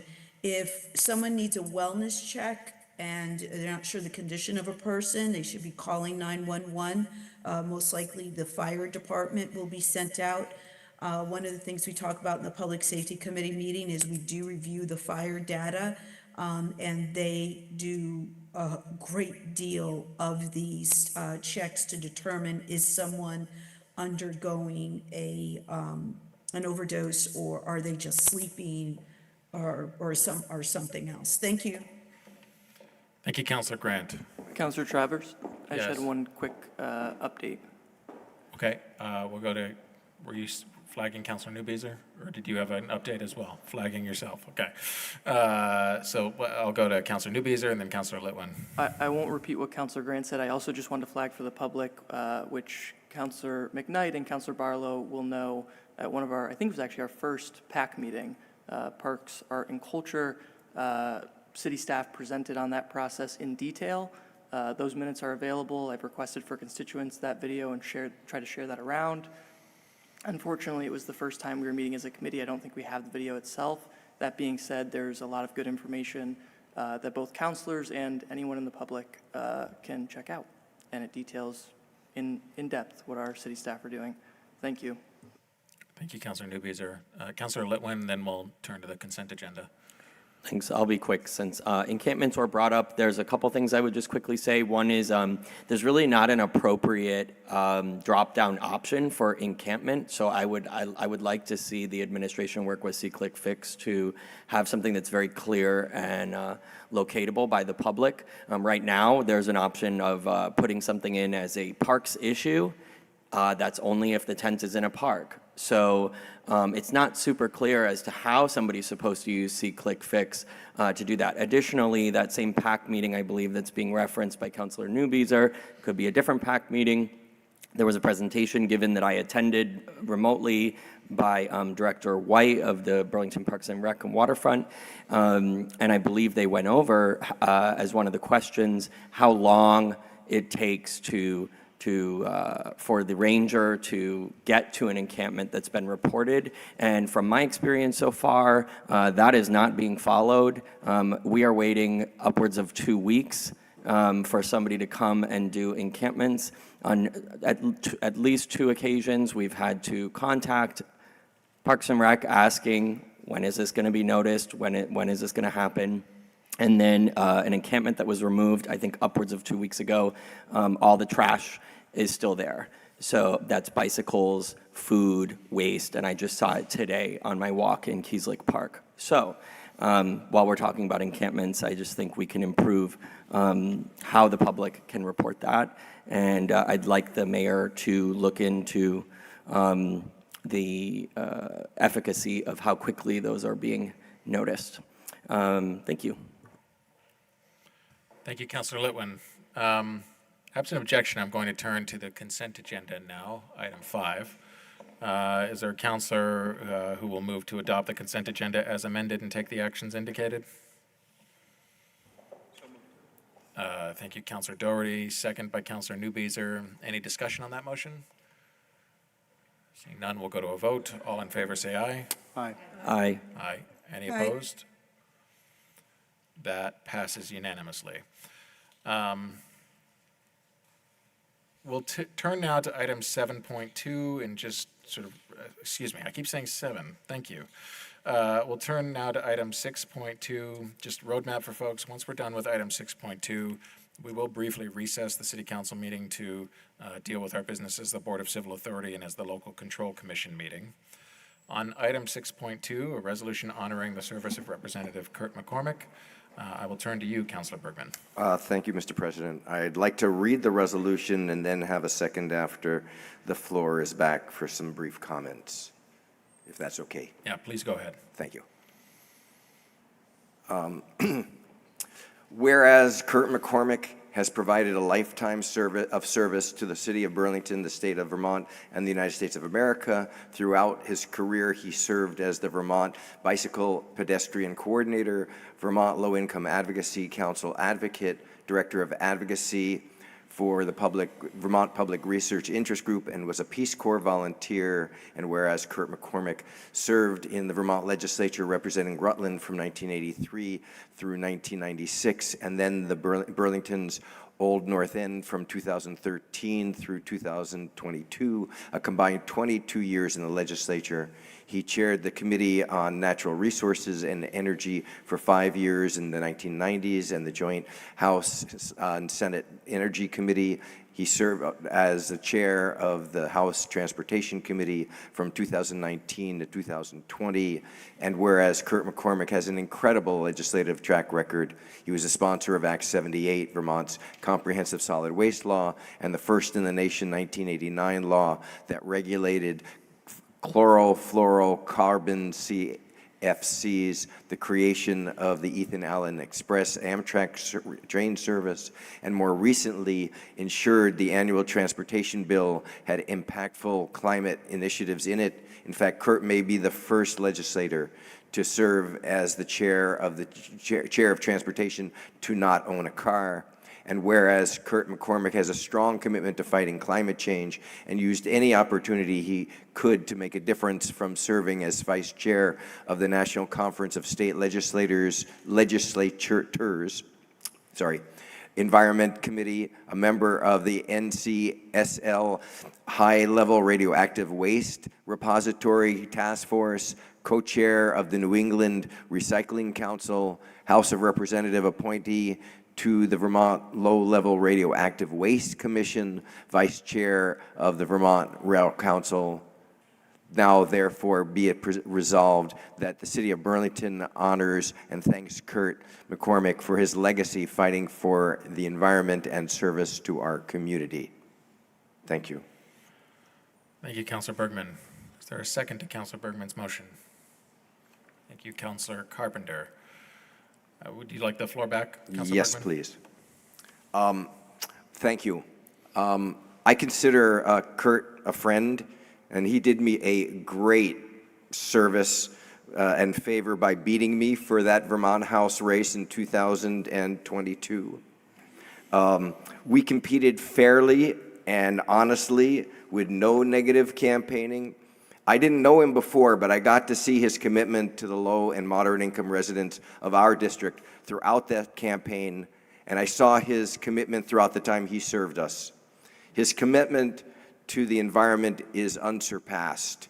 It has been long-standing, going all the way back to the late 1980s when he championed Burlington's massive upgrade to our waste and stormwater system as a state representative from Rutland.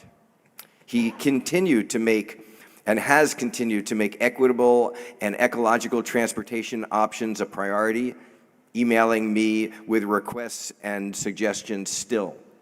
Curt's health is not good, and it's important that we honor him while he's around to bask in it a little.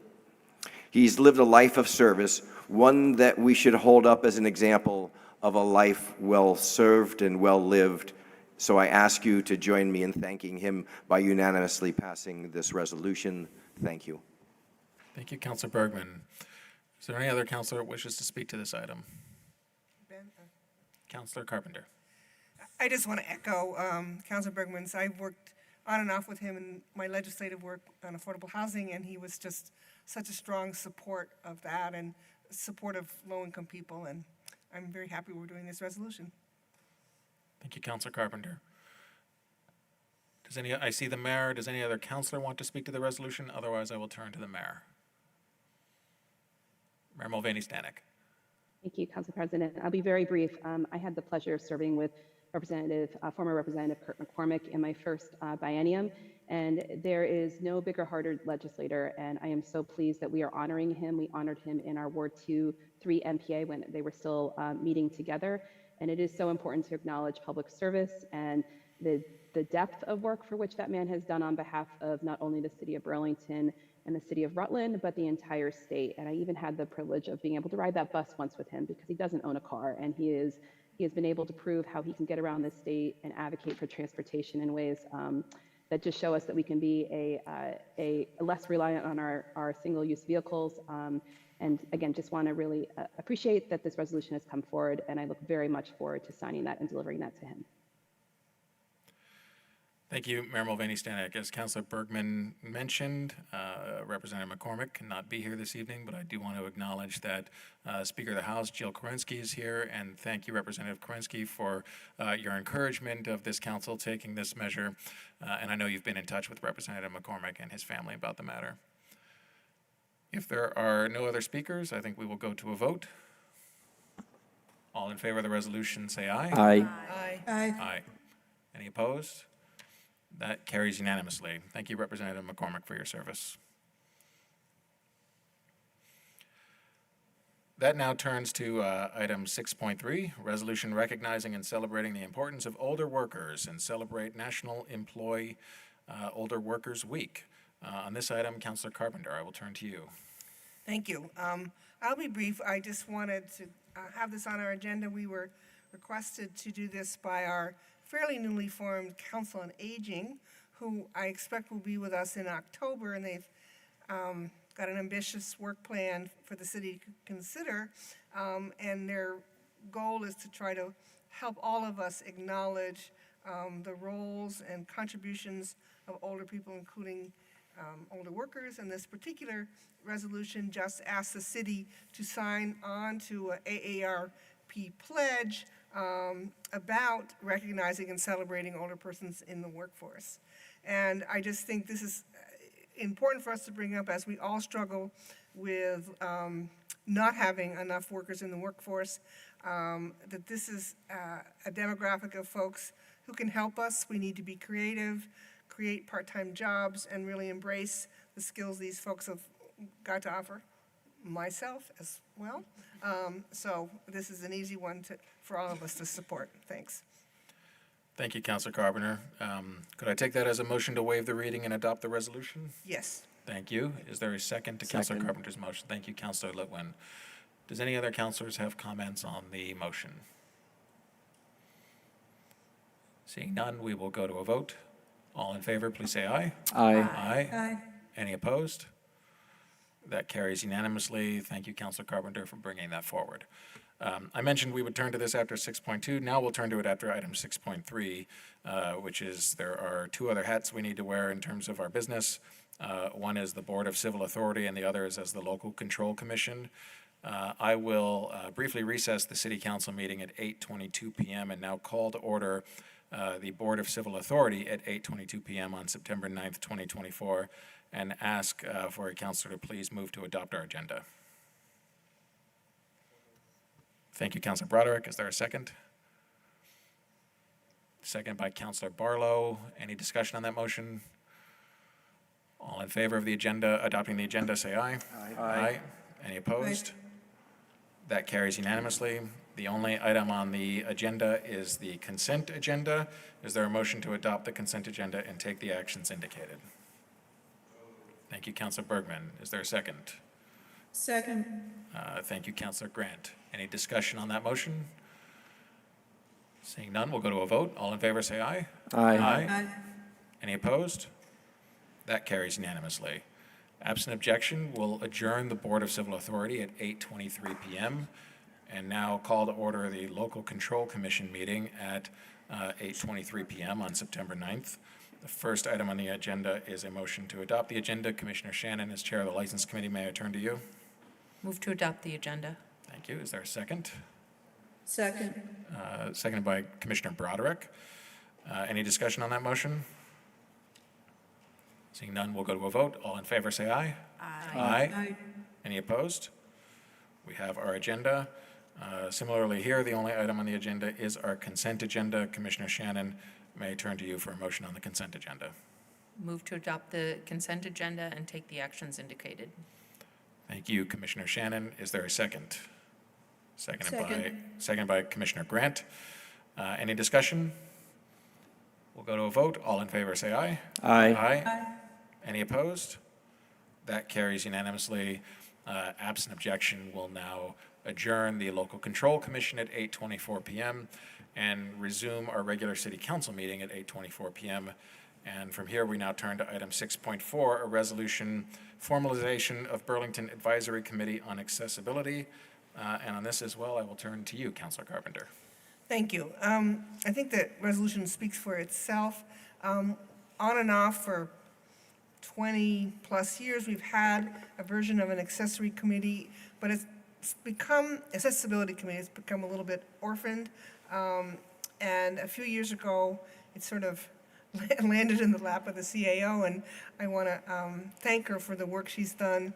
It became clear that we really needed to formalize it, make it a standing advisory committee to this council officially, and put a little more structure around it. There's been some great folks working on it from the community and city department heads contributing, but really this just wraps it to a more formal position, encourages them to let us know about issues, and puts a little more structure. One of the main things it does is asks each city department to identify within the department someone who will be the lead or liaison around accessibility issues. And I think that will be important and will kind of clarify some of the confusion we've had over time about who does what about what. So we look forward to that. I look forward to that addition as well. And the other thing it does is ask the Human Resources Department to provide staff support so that they can structure their meetings and deal with the many issues they've got around accessibility in the city. So I would, I have to see what the motion is, move that we, let me get down, Waive the reading and adopt the resolution? yes. Okay, thank you, Councilor Carpenter, for bringing this one as well. Is there a second, Councilor Carpenter? Thank you, Councilor Litwin. Does any other councilor wish to be, would you like the floor back at all, Councilor Carpenter? Okay. Does any other councilor wish to be recognized on this? Councilor Bergman. I just want to say that this is really long overdue. When I worked as assistant city attorney, had as my portfolio ADA compliance, and we had structures, and they continually need to be renewed.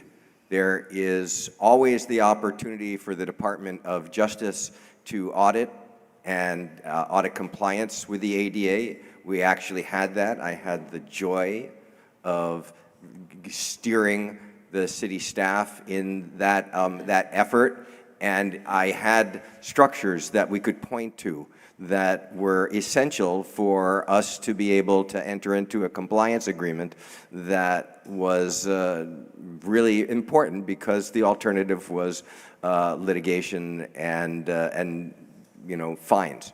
So I just think that this is a great step that we as a council are taking. Often it's left to staff without us taking this last effort and last step, and we have to do that. So I urge us to do this unanimously and to keep our eye on this particular ball. Thank you, Councilor Bergman. Does any other Councilor Litwin? I'll be brief. I just thank Councilor Bergman for his comments, and I really want to thank CAO Schad and Councilor Carpenter and a few other folks connected to this for finally shepherding this through. I think that the one thing that we've missed is that this will really help us reach our goals to be a more inclusive city, and to make sure that that folks who have various accessibility needs are able to access their city government, their public spaces, and feel that they're heard and that they're part of our community. So thank you so much for all the work that you guys have done to get us to this point, and even better than litigation, inclusion. So. Thank you, Councilor Litwin. One more thank you. We had a speaker tonight, Nate Bazio, who, if you've not met him, he's an incredible man and has really tried to pull it all together, and has himself, does that work professionally, but has lots of handicaps, and he's been so positive about this. So I want to thank Nate as well. Thank you, Councilor Carpenter. Any other councilor wish to be recognized on this item? We will go to a vote then. All in favor of Councilor Carpenter's motion, please say aye. Aye. Aye. Any opposed? That carries unanimously. We now turn to item 6.5, creation of the NPA Public Engagement Specialist position. We have here on that item, I believe, Director Pine from CEDO. This comes to the City Council after being considered and approved unanimously by the Board of Finance this evening. Director Pine, I know you gave a quick presentation downstairs, and perhaps if you could repeat it here as well, that would be beneficial. Thank you. Sure, it's Brian Pine, the Director of the Community and Economic Development Office, and tonight the request before you is to create a position much like the position that has existed, but it was a temporary position, and so we're seeking to convert that to a permanent position. It's a part-time role that provides staff support, or I should say support, to the neighborhood planning assemblies, and the incumbent who filled that position left just last week. And so in the meantime, we've assigned NPAs to several staff members who are willing and able to attend and provide support for the evening meetings of the neighborhood planning assembly. So we hope to have, once we have your approval, we hope to be able to post the position and get it filled as soon as possible. Thank you, Director Pine. The recommended action here is to approve the creation of the NPA Public Engagement Specialist, a part-time, permanent, non-exempt AFSCME Grade 14 position in the Community and Economic Development Office. Before turning to any councilor questions or comments on the item, is there a councilor willing to make a motion along those lines?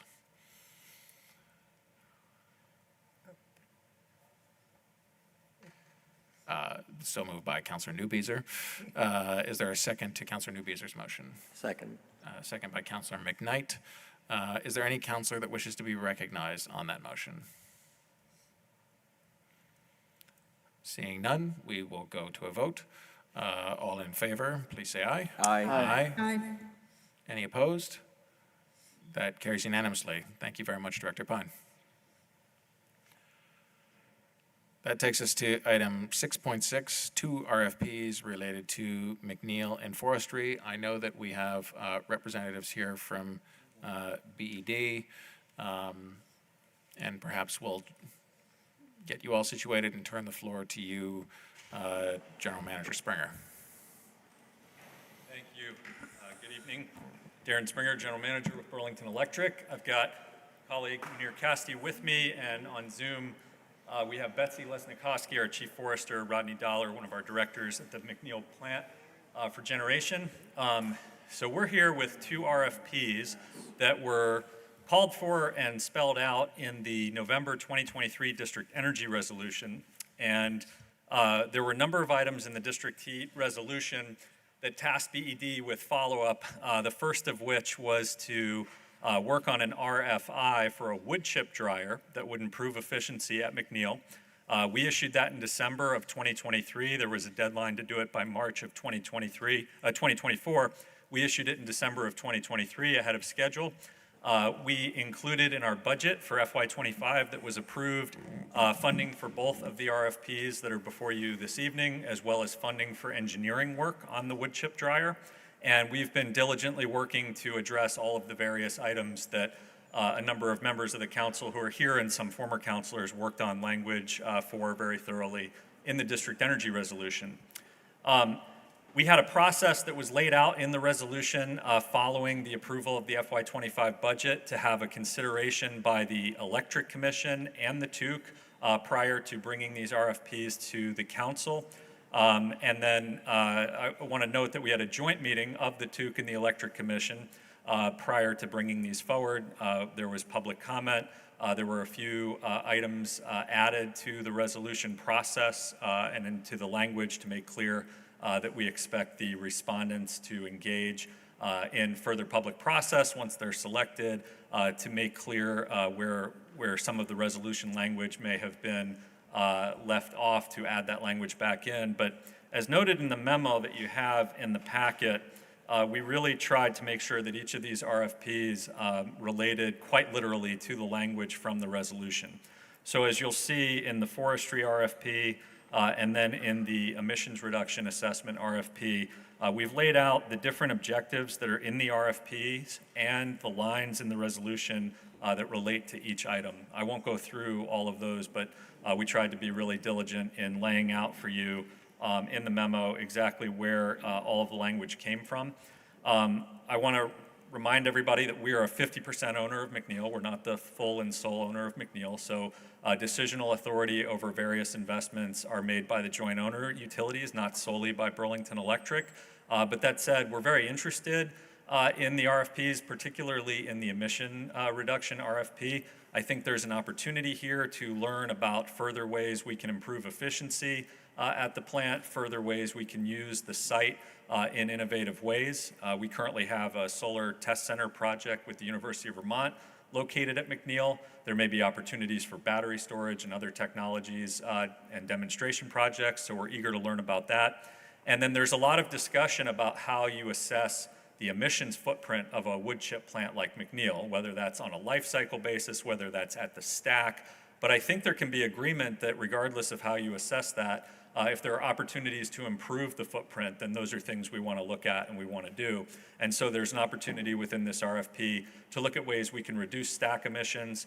There's also analysis that's in here about how much additional renewable energy and energy storage would be necessary if at some point McNeil wasn't in service and you wanted to replace McNeil with renewable energy. And I want to be crystal clear from the Burlington Electric perspective, we want to stay 100% renewable under any future scenario. We're not interested in going back to fossil fuels and nuclear. This community moved away from that very deliberately and very proudly, I think, in the past. And the state is moving in the same direction. The state has passed legislation just this last session, H289, that says every utility needs to move to 100% renewable over a specific time frame. Burlington Electric is one of 3 utilities that's already there. So that assessment's looking at what types of renewables would you need, wind, solar, hydro, and battery storage at what scale if McNeil was not available. I do want to also mention that currently, 2 of the people who made public comment this evening are in litigation with the department in our Integrated Resource Plan docket at the Public Utility Commission on the question specifically of McNeil's economics.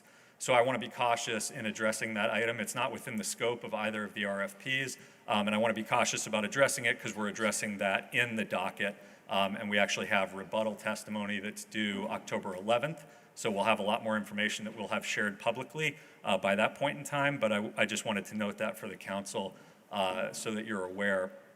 And then lastly, I just want to note that the forestry RFP wasn't actually called out in the resolution to bring it before the TUC and the commission and the council. Councilor Bergman suggested we could do so. We followed that process to add some transparency to that RFP process as well. And the forestry RFP is really about confirming for the community through essentially an audit-like process that the wood types and the wood sourcing that we have data for, that we've shared data for, that we have previous third-party data for, that we can confirm that with a new third-party review. And also, we can find ideas for how to improve. I believe our forestry team does an excellent job, and I'm certain that if we do an audit and a review, we'll find ways we can do even better, to be even more sustainable, to be even more environmentally responsible, to drive best practices in the lands where wood is harvested for McNeil. So why don't I pause there? We're glad to answer questions. Hopefully that's a helpful contextual review of the different RFPs and why we're bringing them forward tonight. It's a little bit unusual. We wouldn't typically bring RFPs before the council, but this is a process that was laid out in that resolution that we're determined to follow right to the letter. Thank you, Darren. Before turning to the council for any questions or comments, I'd like to turn to Councilor Barlow as chair of the TUC for a motion on this item. Thank you, President Travers. I'll move to authorize the general manager of the Burlington Electric Department or their designee to post the 2 RFPs subject to review and approval by the city attorney's office.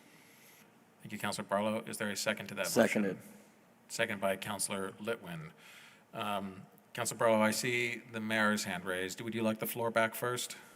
Just only briefly to say I want to thank the department for all the hard work they've done to this point on these resolution points. This is an important one. I look forward to see what kind of proposals come out of this and the follow-on work that comes out of that. So thank you. Thank you. Thank you, Councilor Barlow. Mayor Mulvaney Stanek, I see your hand raised first. Thank you, Council President Travers. I just want to briefly, again, echo Council Barlow's appreciation for our department, our Burlington Electric Department. And I want, as we transition from one administration to my administration, this RFP process and bringing it to the council and increasing transparency and accessibility to information so that all of our community can understand McNeil, where it's at, what are the immediate things we can be doing, what are the medium and then long-term things we need to be doing in relation to what I've been trying to talk about for months now around a just transition and how do we get started there. This to me is one of those first immediate steps. It's not only a continuation of the work of the prior council with the resolution last November and seeing the course with that, but this really is about starting to move us into the first phase of a just transition. What else is possible? How do we continue to innovate? How do we improve efficiencies of what we have right now as we create longer term plans about what is possible in the future?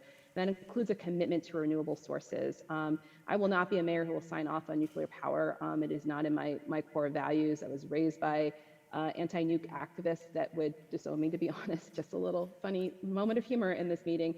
But I think it's just very important that we keep our core values aligned here and we continue to push this city forward and start getting on a path of a just transition and know what we can do immediately now and then continue to push ourselves forward. Thank you. Thank you, Mayor. Are there any other councilors that wish to speak to this item? Councilor Bergman, and then Kane. Thank you. I voted for this in the committee, voted to support these. I continue to support them. Much of the district energy resolution and all of this study is a result of the work that I and Councilor Barlow and General Manager Springer and a number of other people worked on. And I think this is an important step for us to take.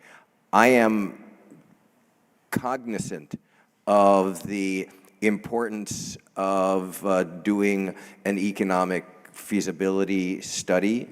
I do not think that these RFPs are the appropriate place for us to do that, and I think that we should have the benefit of the resolution of the docket at the PUC before we do that. But I just want to make it very clear that the claims around economic viability are serious and we should take them seriously, and we should have that conversation at the appropriate time. I hear some support in the audience for that. We had, all of us received a request by Pike Porter to amend the RFP on forestry practices to include climate and carbon impact of logging as explicit, as an explicit directive. And I had this conversation earlier today with General Manager Springer.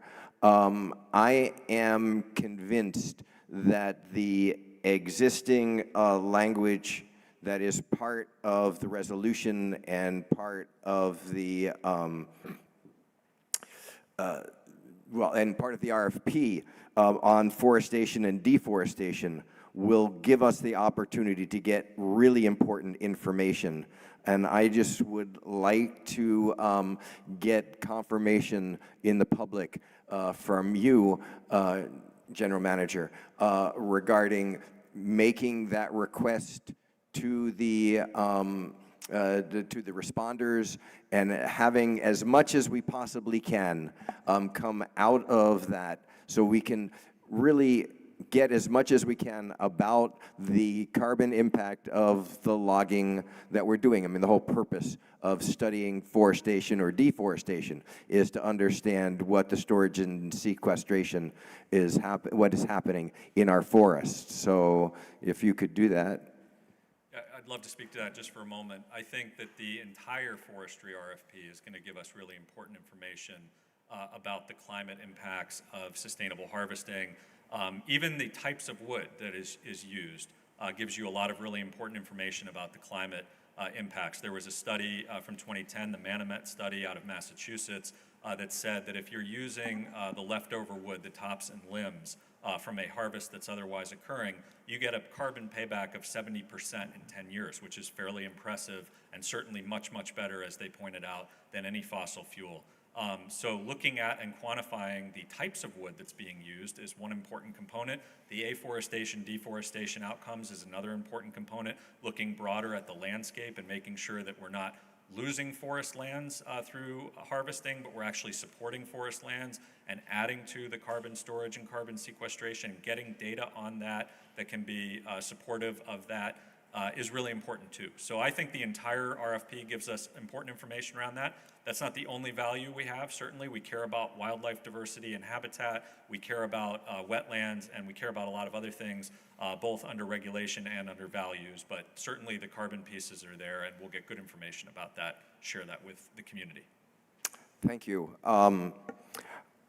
I hope that we will support this, these RFPs and move forward on it. This is a continuing process, and this allows us to get, I think, very valuable information as we move forward as a community to just transition to doing our part to saving this planet for not only human life, but a whole lot of other life out there. The planet will survive human climate change. Whether we will and other species is a whole nother question.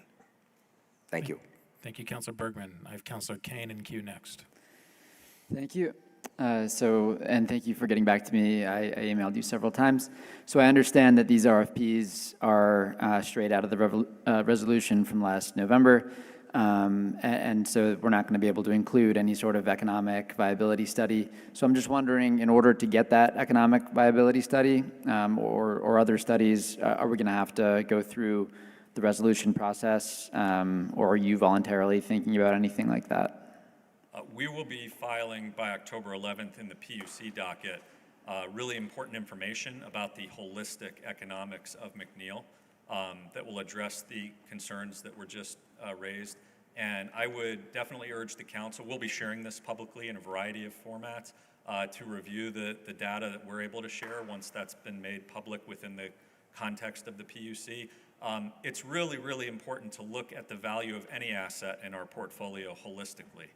You can't just look at a narrow profit and loss for a single plant and not look at the entire facility. I'll give you one example because I don't want to get into the details of this topic. It's not necessarily in scope, and we are in litigation. But McNeil provides a pilot payment to the city of about, I think it's $1.6 million. That's significant revenue, obviously, for the general fund to benefit from. And as 50% owner, that means 50% of that pilot payment is being paid from utilities outside the city of Burlington. My understanding, I wasn't here, I think it might have been before I was born, this decision was made to locate the plant in Burlington for one of the purposes being that we wanted to have the property, payment in lieu revenue coming into Burlington. We wanted some of those economic benefits. That's looked at very differently if you're looking at the profit and loss of the plant than if you're looking at the holistic value to the community. So I would recommend to the council to give us a chance within the docket to prepare and submit the appropriate information on the economics and share it with you and the community, and I think you'll get good answers to the questions that have been raised. Thank you. And is this PUC docket, is that in response to what Nick and Pike and these folks have raised, or is that something you were already doing? Has it been impacted by their efforts? So the integrated resource plan is something we file every 3 years. It includes a variety of different values for different resources, but it's primarily a planning document. It looks at how you plan for different decisions as a utility, what your thought process is. This year, we were actually looking at battery storage as our major focal point. Pike and Nick were granted intervenor status partially on the question of the economics of one of our resources within that docket and document. And so certainly some of the process that's taking place there is related to that intervention, but there would be process there regardless with the Department of Public Service and the PUC. But we'll be sharing information there that I think will be valuable in answering some of the questions that have been raised.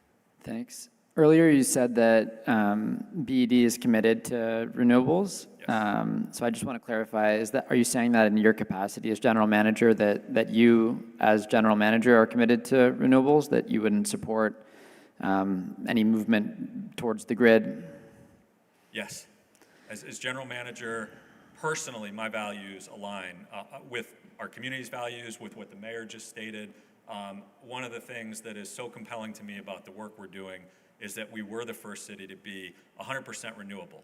Cities across the nation are striving to reach that goal for the purpose of having a lower carbon footprint than we otherwise would. And when we look at the data from the IPCC, we know that the burning of fossil fuels is responsible for somewhere between 80 and 90% of human-caused anthropogenic emissions that are causing climate change. So the idea of moving backwards from renewable sources to fossil fuels, to me, would be, it is not a bridge to any future, it's a bridge backwards, and it's not a bridge that I would personally support, but more importantly, it's not supported in state law, it's not supported in any of our local policies, and it's not something that is consistent with good climate policy. I'm not aware of any good climate policy advocacy that says we should move to fossil fuels. Thank you. And several speakers talked about the science behind wood being dirtier than people realize. Are you aware of studies that these people might be thinking of? Do you think you're clear-eyed in your view of that science?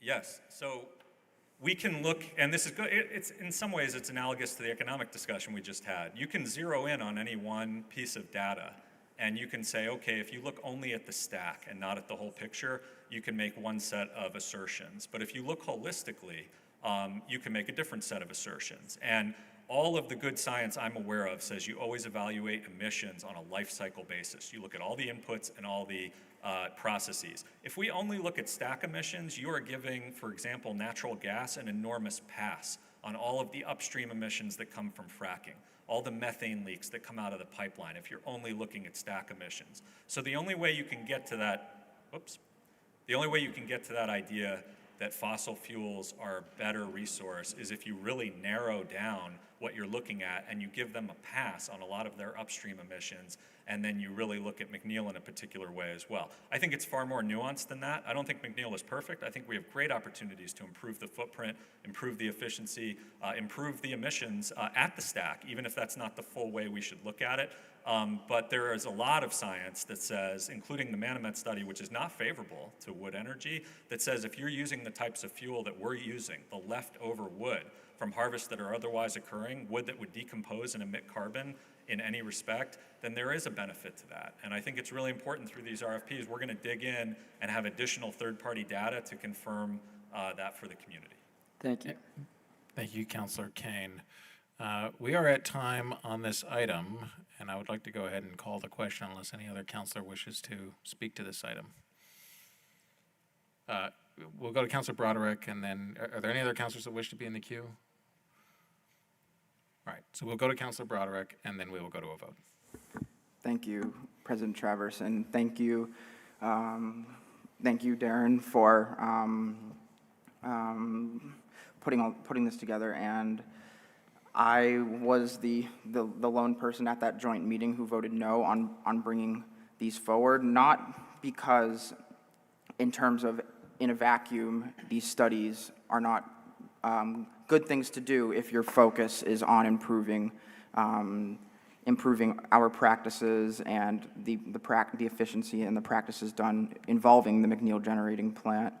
My reason for voting no on them is because I do firmly believe that we need the economic data first before we continue to spend ratepayer money, which was budgeted for, but still spend ratepayer money on studies that, at least in my view, like the steam pipeline, seek to extend the life of the McNeil plant, which is way past its date, in my opinion. So I would like to make that clear because I do think these studies are good things if this goes through, but I do recommend that my colleagues consider that with the economics of McNeil up in the air, I question why we are putting money towards these studies first. And that's all. Thank you. Thank you very much, Councilor Broderick.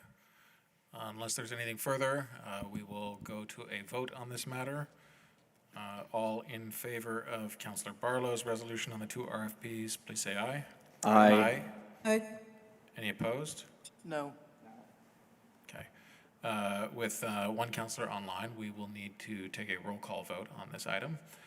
So I'll ask the clerk to call the roll, please. Councilor Barlow? Yes. Councilor Bergman? Yes. Councilor Broderick? No. Councilor Carpenter? Yes. Councilor Doherty? Yes. Councilor Grant? Yes. Councilor Kane? Yes. Councilor Litwin? Yes. Councilor McKnight? Yes. Councilor Newbeezer? No. Councilor Shannon? Yes. City Council President Travers? Yes. 10 ayes, 2 nays. With 10 in the affirmative and 2 nays, the measure passes 10-2. Thank you very much. Thank you. The next item on our agenda is item 6.7, a request to accept a Federal Aviation Administration grant for the residential sound insulation project. This was consent agenda item 5.10 at the request of Councilor Bergman. It's been moved to the deliberative agenda. To tee this matter up, I'd like to turn to Councilor Barlow as chair of the TUC to please provide us a motion on this item. Sorry. I would move to approve and authorize the Director of Aviation to accept and execute a grant from the Federal Aviation Administration in an amount up to $3,563,164 with a 15% contingency, totaling up to $4,097,638.60 as allowed under the grant, subject to review and approval of the City Attorney's Office, and to approve and authorize the Director of Aviation to execute a contract with Strong Tower in the amount of $1,954,186 with a 15% contingency, totaling up to $2,247,313.90 as allowed by the grant for allowed for construction activities for 16 homes, subject to review and approval of the City Attorney's Office, and to approve and authorize the Director of Aviation to execute a contract with Jones Payne Group in the amount of up to $1,542,568.82 with a 15% contingency totaling $1,773,954.14 for noise program oversight, subject to the review and approval of the City Attorney's Office. Seconded. Okay, motion by Councilor Barlow, second by Councilor Litwin. I see we're joined by Director Longo. So thank you for being here, Director Longo. If folks have any questions for you, are there any councilors that wish to be recognized on this? Councilor Bergman, yes. Thank you. I pulled this from the consent agenda because I think that there's some very important information that is in the memo, particularly on, I think it is on page 3 of 3, related to the funding of this. You'll note that we're getting a very significant FAA loan, but we've got a local share of 10%. And 10% of a lot of money is a lot of money. And that is going to be reimbursed according to the memo through a facility charge program. This is all because of the economic impact of the basing of the F-35s. And before them, the F-16s, but even more so with the F-35s. So it is really important for the public to see the economic downside, the consequences of that basing, and having this not on consent is one way to highlight that. But I think that the memo, while good, needs a little bit more explanation. And I did have an email exchange with Director Longo, and he is here, and I appreciate that greatly. So turning to my questions, which I think will be helpful. You have that charge, and my understanding from you is that the local share will be in part based on or be made up with a charge on the airline tickets that passengers purchase when they go fly out of our airport. So I would love to get an understanding of the details of that. And I asked you this earlier, so perhaps you've got this information, the cumulative cost in the aggregate as well as reflected on individual tickets. Just to also be clear, we're not asking that all the houses that are impacted are going to be taken care of. We're going to be talking about a few of them. You know, I think 16 and then 50 in terms of planning. We got 2,600. This can take a long time. So the other thing that I would love for us to just state for the public as we debate or as we address this is the progress and trajectory of doing all of the noise retrofitting. And I understand that there's going to be a new noise contour map out shortly, but according to your reported statements in the other paper of South Burlington, it's not looking to be dramatically different. So perhaps you can shed a light on that. Please. Excellent. Yes, Thank you. and I hope Thank you, everybody Councilor can hear Bergman. me. Go ahead, Director Longo, and then we have Councilor Litwin. Go ahead, Okay, Director perfect. Longo, sorry. Thank you, President Traverse and Councilor Bergman. I'll start with the PFC program itself. PFC, first of all, I am joined here today by two of our members, actually, many more who are sitting right now together. Larry Lackey, our Director of Planning, Engineering, and Sustainability, as well as Marie Friedman, our Director of Finance, joins us today online. And thank you very much for the opportunity to join you online today as well. Really do appreciate that. The PFC program is an FAA program. Lots of acronyms in the aviation industry. PFC standing for Passenger Facility Charge. FAA, of course, is the Federal Aviation Administration.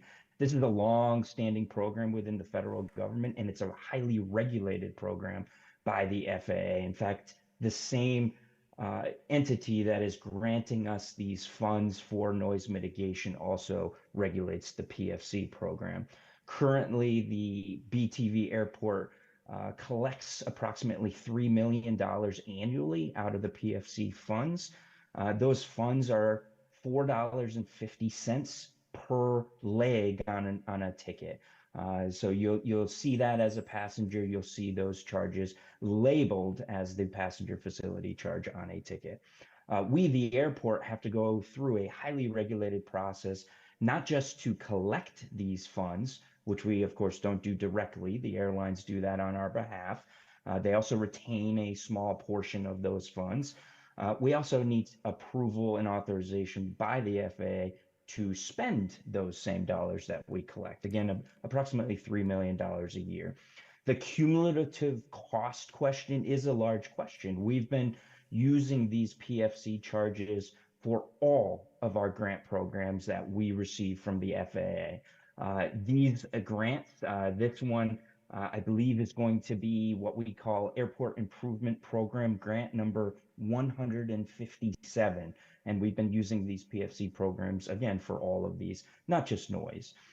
The local share on the majority of those grants is 10%, as the memo states.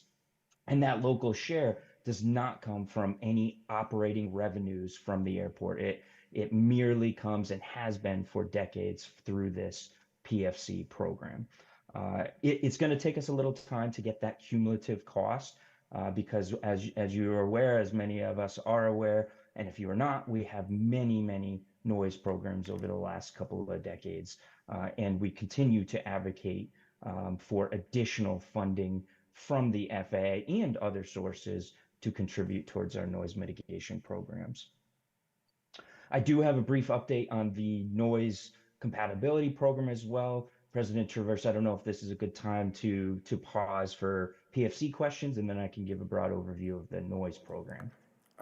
I have just a follow-up, just to make it, to be clear. What is the charge, if any, per ticket that would be attributable to this grant? Okay, and so you're at time now, Councilor Bergman, so okay, so we'll put that question out there. It was out, yeah, it was Okay. asked, it wasn't answered, but Okay, thank great, you. great. So thank you for that clarity. So Director Longo, if you want to wrap up, and then we'll turn to Councilor Litwin. Okay, great. It's nearly impossible to say exactly what charge is for a specific program. $4.50 is the charge on a ticket. So $4.50 typically is what is going to be charged. You get that facility charge, which again is a federal program. We get to say how much we want on that charge. $4.50 is the maximum amount, and it has been for many decades for all airports, most airports in the country. Larger airports are a little bit smaller. To take that $4.50 and put it directly towards a single grant would take us a little bit of time and a little bit of effort with the FAA to come up with that number. All right, thank you, Director Longo. Councilor Litwin, I have you in the queue. Is there any other councilor that wishes to speak on this item? All right, so we'll go to Councilor Litwin, and then we'll go to a vote. Thanks. A couple quick questions. Most of them I got answered already. So the 10% local share ultimately is coming from this $4.50 passenger facility fee that's standardly applied by the FAA. And so what you're saying is that there would not, just correct me if I'm wrong, you're saying there would not be an increase in that number that would be passed on to the passenger at this time? That is correct. There is no change to that $4.50 passenger facility charge. That is set by the FAA and by the airport. Okay, and so ultimately, is it your opinion then that the assertion that there is a cost, that the F-35s are costing us money, is that an accurate assertion? There's no change to our passenger facility charge program, whether we have noise programs or not. That $4.50 would be attributed to all sorts of programs. And again, each one of these PFC eligible programs, those projects have to be eligible and approved by the FAA. Noise is just one of them. So there's no cost, no change to our PFC program with or without this grant. And roughly speaking, would you say we have about 1 million passengers or so coming in and out of BTV Airport? We have over 1 million passengers in and out. We have approximately 1.4 million passengers that we're projecting this calendar year. Okay, thank you. I appreciate that, and I'm not sure why this was pulled from the consent agenda then, because it sounds like the assertion wasn't accurate. Litwin, I don't think we'll impugn the motives of, okay. Thank you, Councilor Litwin. Is there any other councilor in the queue? All right, seeing none, we'll go to a vote then on this matter. All those in favor of the motion made by Councilor Barlow, please say aye. Aye. Aye. Any opposed? That carries unanimously. Next on our agenda is item 6.8. Prior to that, we are going to declare a brief recess of the council. It is 9:08 p.m. And we will recess the city council meeting at this point in time until 9:20 p.m. and return at that point. Thank you very much. Will Town Meeting TV reflect that? Are we in recess? Okay, thank you.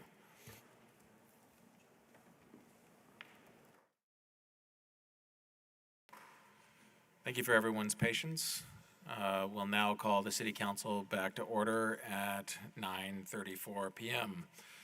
The next item on our agenda is item 6.8, a resolution titled Protecting Burlington from Gun Violence. And on this resolution, I will turn to Councilor McKnight for a motion. Thank you, President Travers. On item 6.8, the resolution to protect Burlington from gun violence, I move to waive the reading and adopt the resolution as amended. I would ask for the floor back after others have had the chance to speak. Thank you. Okay, thank you, Councilor McKnight. To confirm, there is a version of the resolution with red line track changes that has been posted on Civic Clerk. That is the version of the resolution that you are moving at this point in time. Is that correct? Correct. Okay. Is there a second to that motion? Second from Councilor Newbeezer. And you do not want the floor back at this point in time, is that right? No, I will reserve my time for Okay. later. Thank you. Are there any councilors that wish to be recognized on this resolution? Councilor Bergman. Thank you. I want to start by highlighting something that a member of the public, Karen Long, said. She really asked us to work together.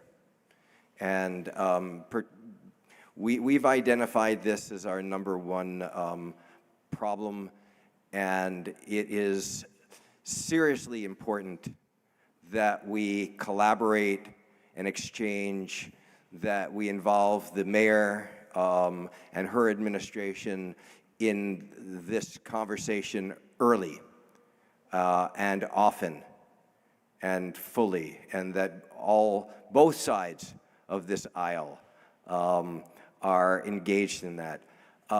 We were able to do that today. There was a saying of a hero of mine that hope dies last, and things can happen even in the last minute. So I am appreciative of the work that we have done to get to a point where we have an amended resolution that really does bring us to a point where we can act together. I wish we had done this before they were introduced, but better late than never. And I think that when we heard comments about public safety and gun violence, that people were really looking for us to act as one body. I would say that on the particular points, I will have much to say in the ordinance committee, because I just want to note that our existing ordinance already criminalizes the discharge of firearms in the city limits, and it already imposes a $500 fine as a maximum fine. What it doesn't do is set a minimum fine there, because that's not what a different section of our ordinances do. So we'll have a conversation about whether this actually has some actual impact that's going to change much, but it's worth us having that conversation. And with all the other changes in here, it is something that I feel comfortable about supporting, and hope that we'll be able to do that in a unanimous fashion. Thank you. Thank you, Councilor Bergman. I have Councilor Doherty in the queue, and then I see Mayor Mulvaney-Stanek. I don't have any other councilors in the queue at this point in time. Okay, Councilor Newbeezer and Councilor Grant. Mayor, do you want to go before any councilors, or where do you prefer to go in the order here? Happy to be placed wherever you would like, Okay, Councilor. all right. So we'll go to Councilor Doherty, and then we'll turn to you, Mayor, and then councilors. Oh, okay. Councilor Doherty is graciously allowing you to go first here, Mayor. So why don't we turn to you, Mayor, and then we'll go to Councilor Doherty. Thank you. As I spoke a little bit earlier in my general comments on community safety, I think this particular resolution of the package of 4 is one that I do hope that the council can find a way to unanimously support tonight, because this is such a critical unifying moment to send a clear message to the General Assembly, where we can make it clear that Vermont has a far way to go with making sure that we get more sensible gun policies on the books statewide. I think doing gun policy piecemeal has proven not to be effective. As we can see, Burlington has waited 10 years to address a very, very common sense and well evidence-based solution to removing guns from a highly sensitive location, which would be a place where there is serving alcohol. We've already benefited from the culture shift in people's mindset around banning guns from other vulnerable spaces like schools. And so this, by extension, makes a lot of sense. And I am just sorry to Burlingtonians and the entire state, for that matter, that the legislature hasn't been able to get to this point long before where we are today in Burlington. I do want to note that I really appreciate the amendments that were offered by the Progressive Council Caucus, to make sure that we start also naming anti-violence measures in these in this resolution, and we start advancing that here in the city of Burlington. It's going to take a multifaceted approach for us to get a handle on violence in general, whether it's gun related or otherwise, and it does not come from just looking at changing our state laws or ordinances. I have a link, as I mentioned before, and if I was there in person, I would have provided a copy because it's a very, there's a nice 2-page shorthand document by the U.S. Department of Justice, which I did link in my community update, where they talk about effective, evidence-based, studied actions that you can take as a community to deter crime and violence. And they talk very specifically on what deters people's behavior and what doesn't.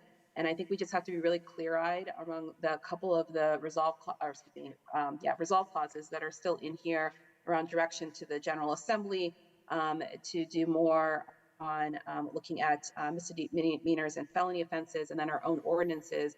But that is not some single solution to this. And I don't want the community to be misled that that's going to solve this on its own.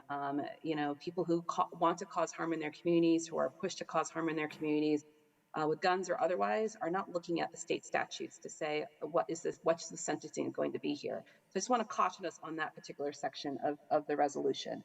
But again, I'm appreciative that this name's distinguishing what youths from adults. I want to appreciate, the anti-violence measures in here. And then the two final points I just want to make is that, as I said before, I appreciate the council's recognition of my administration's work already on trying to deter guns within places that serve alcohol, with the working group I mentioned that our Business Workforce and Development Department is already underway, working with Red Square's leadership to really convene that group immediately. I think that's I appreciate being recognized that work is already underway. And then finally, the piece around gun safety. That same bill I mentioned before, H98, had a gun safety provision in it. This was before the passage of safe storage in the last biennium. And in that bill, I made the point how saying that we need to add more resources for gun owners to secure their guns in a state where affordability is such an issue. If we want to make sure people are successful everywhere, regardless of whether they're in the city of Burlington or not, people need more actual resources to secure those guns, as well as education. And so that's, again, I appreciate that this has been widened in scope, that this includes the Department of Public Safety on the state level, because this shouldn't just be a Burlington thing. Guns don't know what town lines begin and end. And I think this is really critical that we engage the state as a critical partner in doing the required education on safe storage, as well as trying to leverage other resources that are really needed to make this a much stronger, unified effort with the state. Thank you. Thank you, Mayor. We next have Councillor Doherty, to be followed by Councillor Newbeezer and Councillor Grant. Thanks, President Traverse. I just wanted, although it doesn't directly bear upon the, upon the principle, what I understand to be the principal point of this resolution, which is directed at the possession of firearms in locations where alcohol is sold, I feel compelled to just read aloud the whereas clause that deals with children in the United States. That points to the CDC data that gun violence is the leading cause of death in children aged 1 through 19 in the United States. if that isn't an outrage and a failure of policy and political leadership in this country, then those terms have no meaning. And I hope that this passes unanimously. I hope that the city is given the freedom to legislate as it sees fit. I certainly agree with the mayor that a patchwork response is not going to be adequate, but our city should have latitude to make decisions that are in its best interest and the best interests, particularly of our children. And I'll leave it there. Thank you very much, Councilor Doherty. We'll turn now to Councilor Newbeezer and then Councilor Grant. Thank you, Council President. I just want to briefly acknowledge, and I know we did at the beginning of this meeting, the victims of the shooting at Red Square. I was speaking at the Turning Point Center was holding their annual Raving for Recovery, and I was speaking at it for a few moments and attending, and I think it was the day after, walked up to a friend there and said, "Hey, how you doing? What's up? Blah, blah, blah." And they just like turned to me with a blank face and was like, "Well, I just like witnessed the shooting." So to the mayor's earlier point, there's obviously the folks that have directly suffered from gun violence in our community, and there's these huge ripple impacts throughout our entire community and state and country. Every time we're as unfortunate to be in the position we're currently in as a community. I did want to acknowledge a few things. First off, that I appreciate that this is going to fit squarely within the mayor's ongoing work and work that was communicated from the mayor's office my first or second week on council, to bring all of us together and our state delegation together to determine what are some nonpartisan but really like Burlington-focused policies that we can collectively be advocating in Montpelier. Given the mayor's record and strong leadership around gun safety over the years, as she's spoken to tonight, I assumed this would be part of that conversation, and I'm glad that it will be moving forward. And I also just want to acknowledge, it is hard to shift the tone and lead in the way that we all are on this resolution by coming together and making sure that we can pass something that has consensus and unanimous support. Certainly, that takes quite a bit of skill, and the tone is set at the top, at the executive branch. And so I also just want to acknowledge that, because in the wake of a tragedy and with something as serious as gun violence, we should not ever be tempted to jump and make it a political issue, but instead think about ourselves as community members and neighbors first. So I appreciate you all, and I look forward to supporting this resolution. Thank you. Thank you, Councilor Newbeezer. Councilor Grant?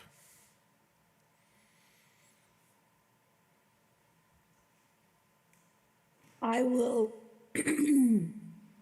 support this resolution because the amendments get it to the place that our mayor is comfortable with, and I respect her, and I respect the very hard work that she has been doing and the transparency at which she has been doing it with. I'm furious over this process, furious. I find it to be very misleading. People care about our children. Kidding me? Where are the acts of prevention, right? Why aren't we talking about that in our community? Why are we talking about where are the sources of these guns that our children are getting? Why are we talking about that in our community? Our children are being recruited by drug traffickers. It's happening. You don't talk about any of that. And it's being brought up, but you don't listen and you don't care about any of that. And it breaks my heart. It breaks my heart. And to just say, hey, we're gonna just throw this out here without even like simple work sections to review what's duplicative, what's already been working on, to say, hey, okay, great, what can we do to make it better? That's a fundamentally dishonest way to do things. Councilor Grant, I'm going to ask us And to please not impugn the motives of counselors. I feel, based on the facts of what occurred,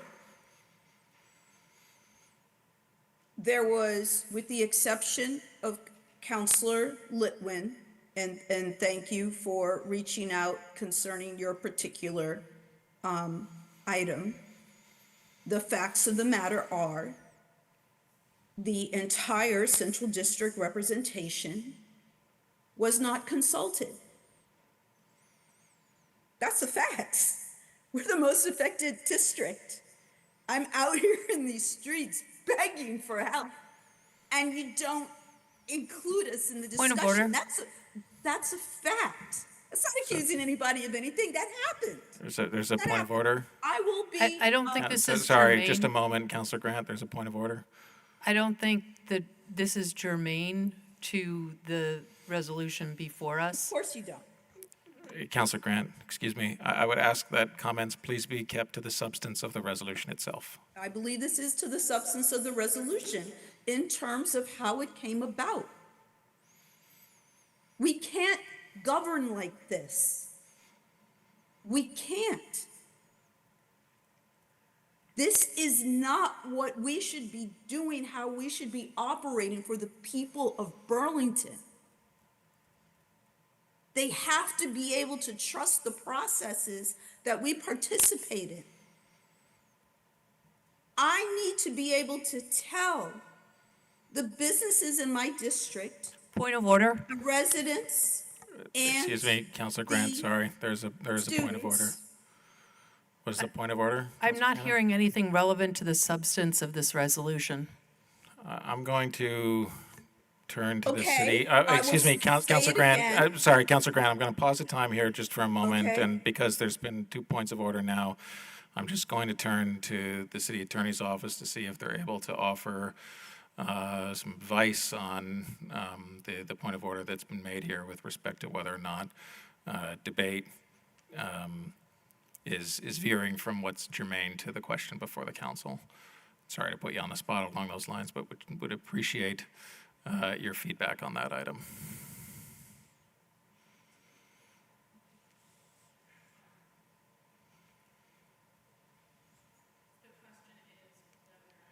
And sorry, Attorney Brown, if you could. So I'm clear on your question, President Travers.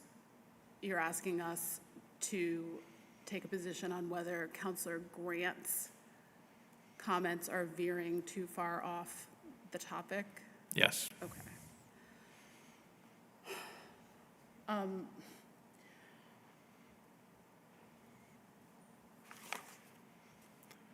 Or if you could, or if I may, if you could just generally speak to what the rule is in terms of debate being germane to the motion and what is expected of comments along those lines. That I think I can do better.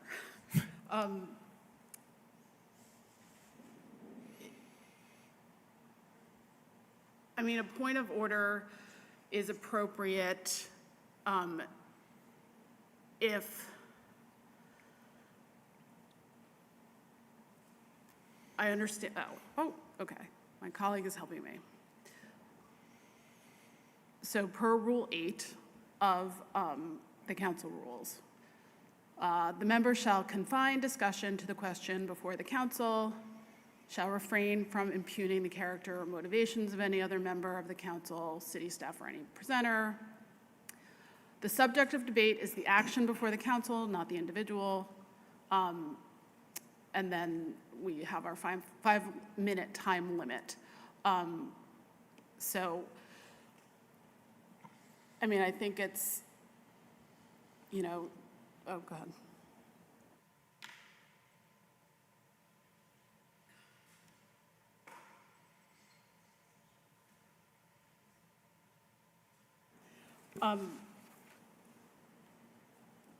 What I was just going to say, and what my colleague confirms, is that, you know, I have to defer back to you, President Travers, to decide if you ultimately decide if you think that a rule has been violated.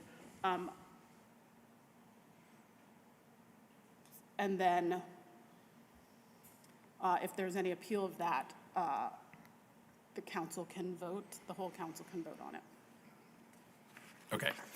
And point of information, is any of this debatable? I mean, in other words, if you rule and then somebody disagrees, is there a debate, or it's just a yes or no? I can't remember. I used to know. I believe that any ruling of the chair is appealable. On this particular point of order, thank you very much from the city attorney's office for that guidance. You know, I do have concerns about debate that is impugning the motives of any counselor being dishonest, or what the motive for bringing items forward may be. To the extent the point of order is brought forward with respect to Councilor Grant's comments on the extent to which she was conferred with or not regarding this resolution, I do find that to be in order with our rules. And Councilor Grant, we can proceed with the debate, but with caution with respect to some comments that I believe were impugning the motives of members of this council. Thank you. I disagree strongly with that assessment. I stated the facts of what happened or what didn't happen. Those are facts. And I am allowed to state how I feel that affects my district, the district that has been most affected by what's happening.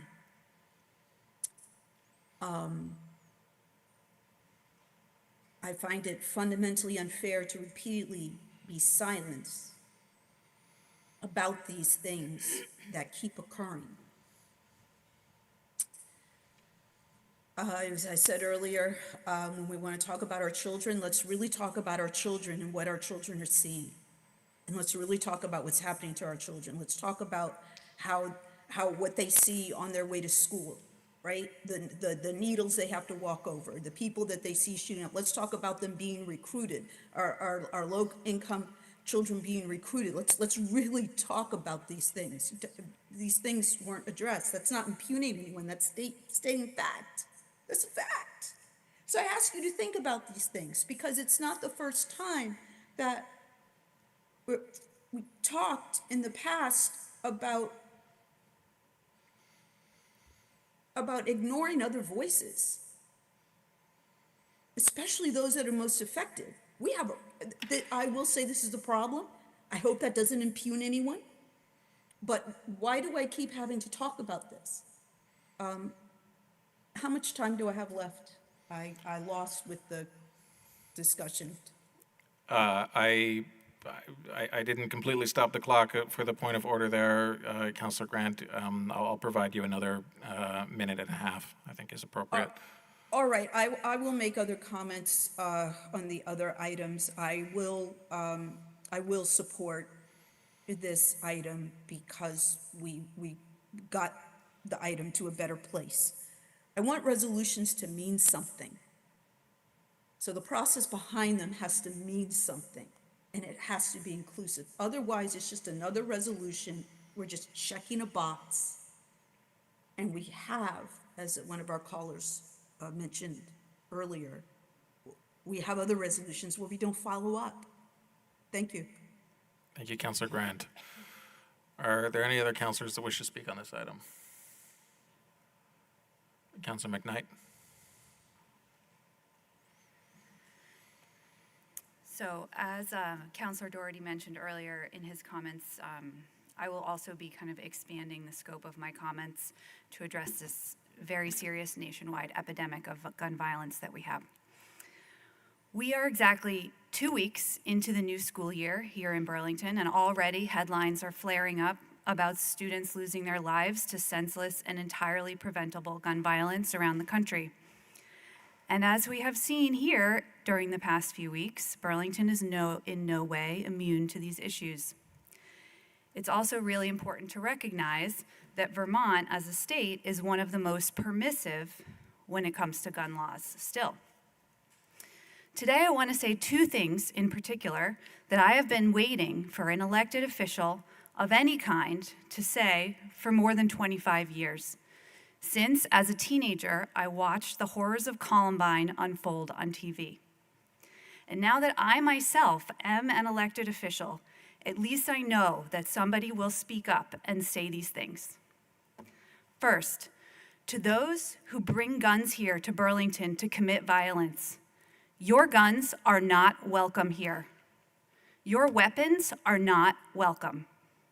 And second, we often hear the gun lobby whine, but wait, the Second Amendment, the liberals, they're going to come after our guns.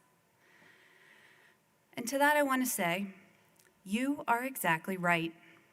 Until children and members of our community stop getting killed, wounded, and traumatized by these idiotic weapons, until every child and teacher can go to school without their family wondering whether or not they will come back, until every Vermonter can safely enjoy an evening of fun and music with their friends, and until all parents in this country understand that a weapon of war is an inappropriate Christmas gift for a child, I am absolutely coming after your guns. And I think I might go so far as to say it might be safe to say we intend to use and advocate for every legal and regulatory means possible to make it more difficult to own or sell any gun, to ban guns from as many public spaces as possible here in Burlington and throughout the state, and to make it impossible to own or sell assault weapons. We have had enough. I am happy to support this resolution today, along with the support of my colleagues, and the public can expect more to come on this topic. Thank you. Thank you, Councilor McKnight. Are there any other councilors that wish to be recognized on this item? Councilor Kane. Thanks. I appreciate that we're talking about this topic this evening. I do just want to echo some of Councilor Grant's comments. I am aware, and I think everyone on this council is aware, that the mayor worked on this issue at the state level. I heard the mayor and the police chief go on VMT and talk about this topic and kind of set the tone. And I thought to myself, you know, how can I plug in here? Would it be good to see what's going on with business and workforce development, what the school board is doing, reach out to the mayor's office? There are all sorts of ways to plug in on issues that are actively being worked on. And so for the sponsors of this resolution to fail to collaborate is disappointing. People spoke at public forum today and asked us to work together. And I really think we're not working together well if we're not looking for opportunities to plug in. Thank you, Councilor Kane. Councilor Shannon? Since it's being allowed tonight to pontificate on something I do not believe should be allowed, we should be speaking, as the city attorney said, to the action we are taking. But instead, we're repeatedly talking about, oh, nobody told me. So let me share here that nobody told me we were going to diminish and demoralize our police department back in 2020. I didn't know anything about it. Point of order. This has nothing to do with guns, violence. It has to do with responding to what everybody else has been saying tonight. Not me. There is a point of order that has been made here. I have ruled it in order for councilors to debate the extent to which they were conferred with or asked about this resolution previously.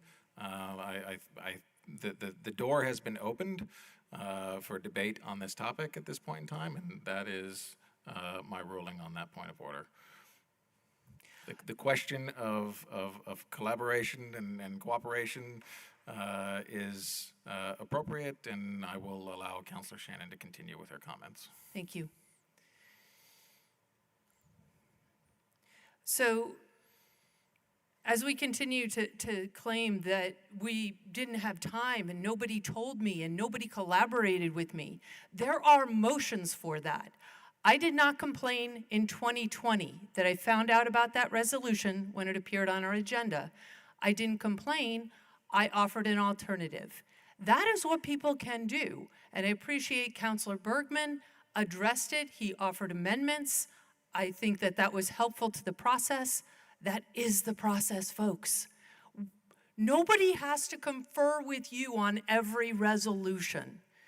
And if you didn't have enough time, or there's more work to be done, or a better process, the solution is you make a motion to refer it to committee, because there are actually even laws that say we're not all supposed to be conferring with each other before we get to this table. It's called open meeting law. So we can bring things to this table, we can discuss it here publicly, and if you want more public discussion, refer it to committee. I want to thank Councilor McKnight for all of her work to bring this forward. It is thoughtful, and those who are complaining about the process actually agree with it. So thank you. Thank you, Councilor Shannon. Is there any, sorry, we're not gonna, no applause, please. And does any other councilor wish to be recognized on this, who has not been recognized already? All right. Seeing no one, then we will go to a vote on the motion. The question on item 6.8, a resolution protecting Burlington from gun violence, is to waive the reading and adopt the resolution as amended. All in favor, please say aye. Aye. Aye. Any opposed?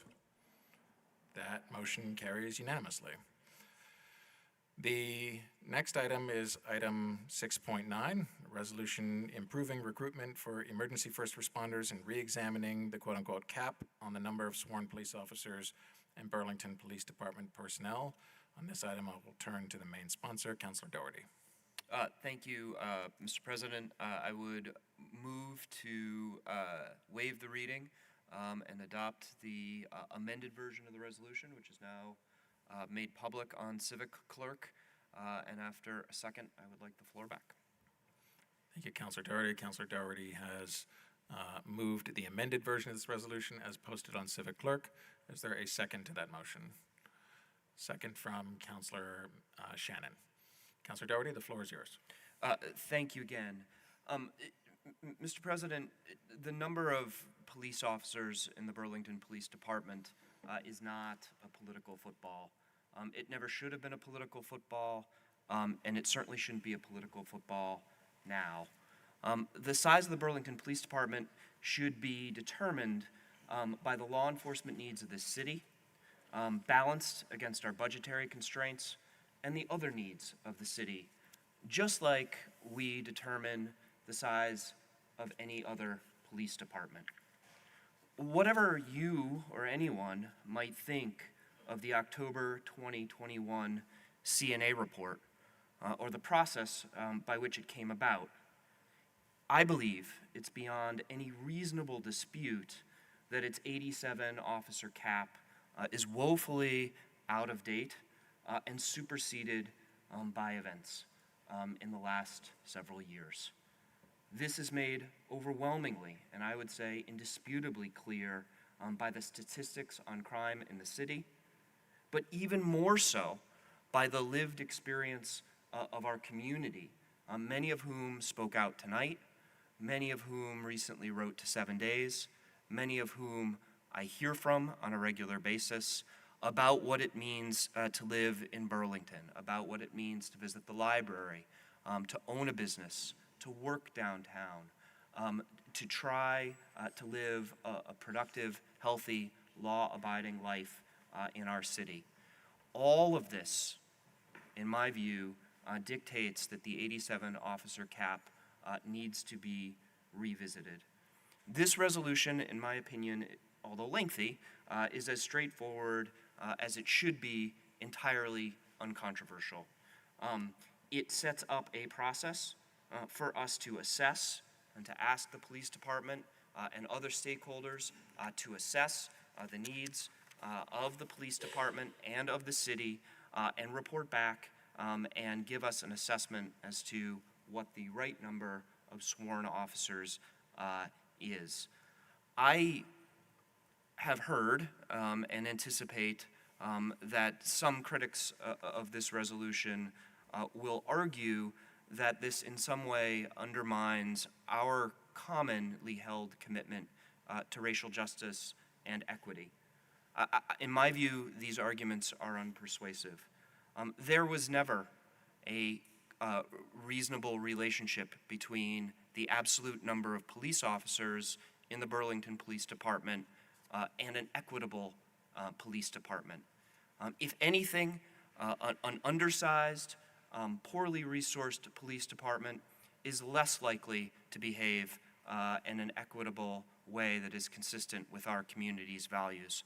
What we need is a well-trained, right-sized police department that has the resources and the capacity within itself to inhibit and exhibit, I should say, our best values. And a police department that is stretched, that is running from incident to incident, which we have seen recently, that is essentially running on fumes, is in no shape to do that.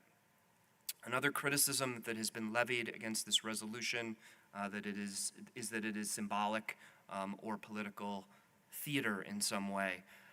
It is clear, and I own, and I think all of us who intend to support this resolution fully acknowledge that currently we have 67 or 66 officers, and despite heroic efforts, are nowhere near the current cap of 87 officers.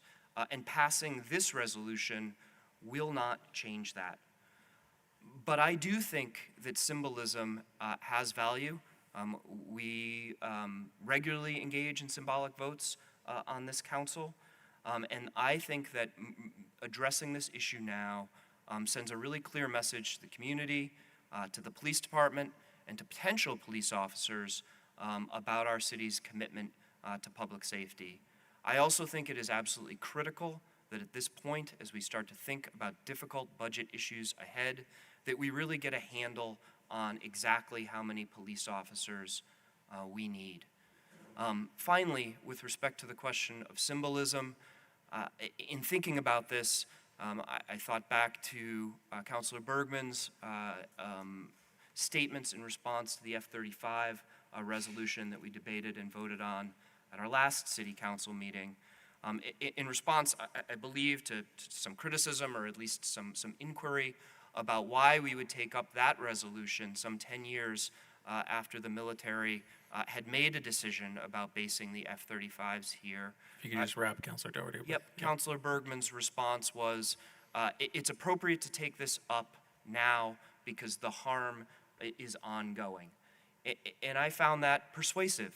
And in my view, the harm with respect to this current cap and the current way we assess the size of our police department is manifestly ongoing. We see it and we live it every day in this city, and it's time we address it. Thank you, Councilor Doherty. Are there other councilors that wish to be recognized on this item? Councilor Bergman, and then Councilor Newbeezer. And Councilor Broderick. I'm pleased that we have, in my estimation, improved this through the amendment process and through an engagement today with the mayor's office and myself and the Democratic caucus on the other side of the aisle. I have serious problems with virtually all of the whereas clauses, but I'm not going to torture anybody, including myself, with going through those details. We could get into a debate, but I don't actually think that that will be helpful to us trying to get together and move forward, because when you look at the report that's being requested and the amended actions that we've taken, makes perfect sense to get that information and to get that process. And to have those reports done with the Public Safety Committee to have the administration be actively involved, to have the opportunity at the end of that process to look at what the recommendations. I would note that on lines 81 through 83, that it's not only the number of sworn police officers, but other, it's called complementary roles, CSOs and CSLs. Those are essential in my standpoint. And to be quite frank, I don't believe that we would have been here with those essential roles and with much of what else we're doing without that resolution that took place in June of 2020. Be that as it may, this resolution gets us to look at that and then to bring it into the processes, including our own, to evaluate what to do. I think that's much better than the position that the resolution took when it was put forward.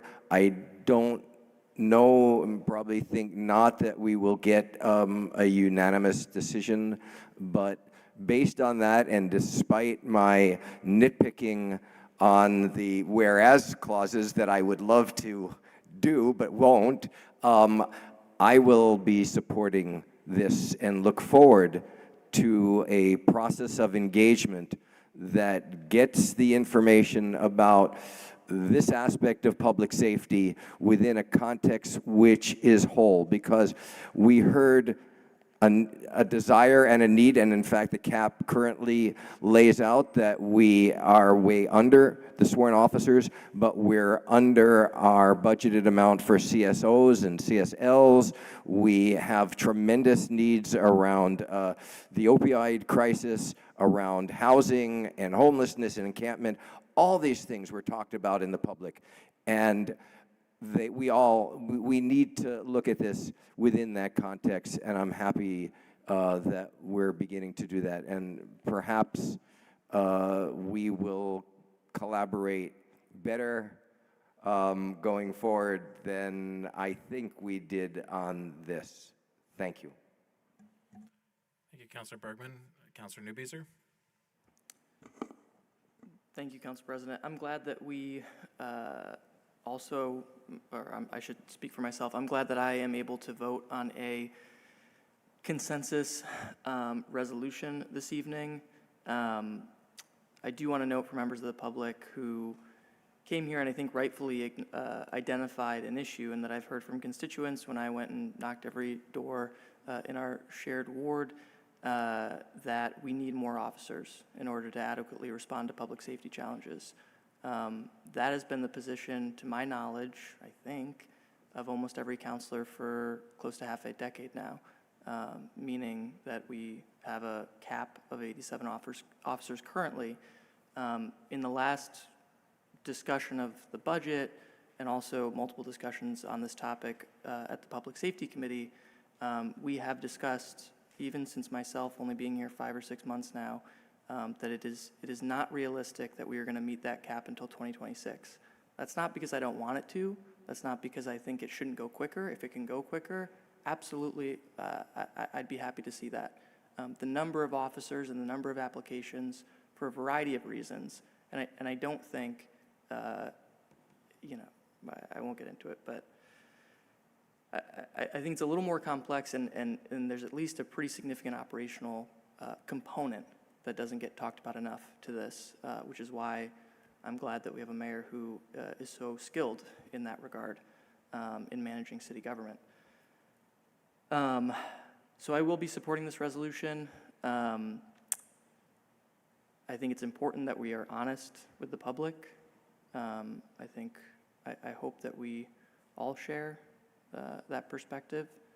I do think, I'm not interested in relitigating the last 5 years because I wasn't on this council and I didn't take votes. I do think, regardless of what the precedent is, regardless of what we did over the last 12 years, I need more than 4 days to vote on a significant these are 4 resolutions that are significant, all right? They just are. They're politically charged, whether we like it or not, they are. We all know that. We are all smart people at this table. I need more to do the due diligence and feel good about my votes and to understand where my constituents are than 4 days on topics like these. I just do. So I've said this before, and I'm asking moving forward that, you know, I don't want to be consulted on every single consent agenda item, but this is the biggest issue facing our city and has been and probably will be for a decade plus. It just is. So yes, I want to be consulted on that. And if that's a new precedent I'm setting, then I'm making that request of all of us as colleagues.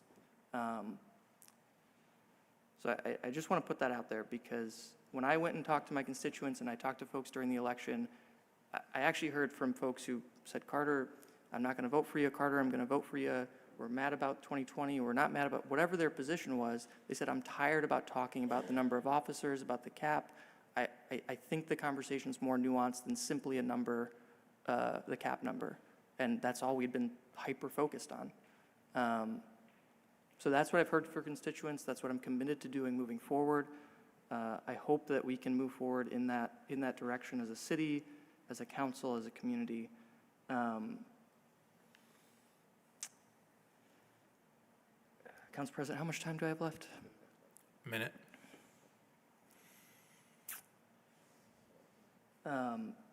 Well, I'll just thank both Council President Travers, the mayor, the Progressive Caucus Chair, Councilor Bergman, folks in the mayor's office for bringing us to a better place than I thought we were going to land, and that I think this is a much healthier place for us to have future conversations. So thank you. Thank you, Councilor Newbeezer, Councilor Broderick, and then Councilor Grant. Thank you. I'll try my best to be quick. So I would like to preface my comments by echoing what other councilors have said about the obvious situations that we find ourselves in Burlington in terms of public safety.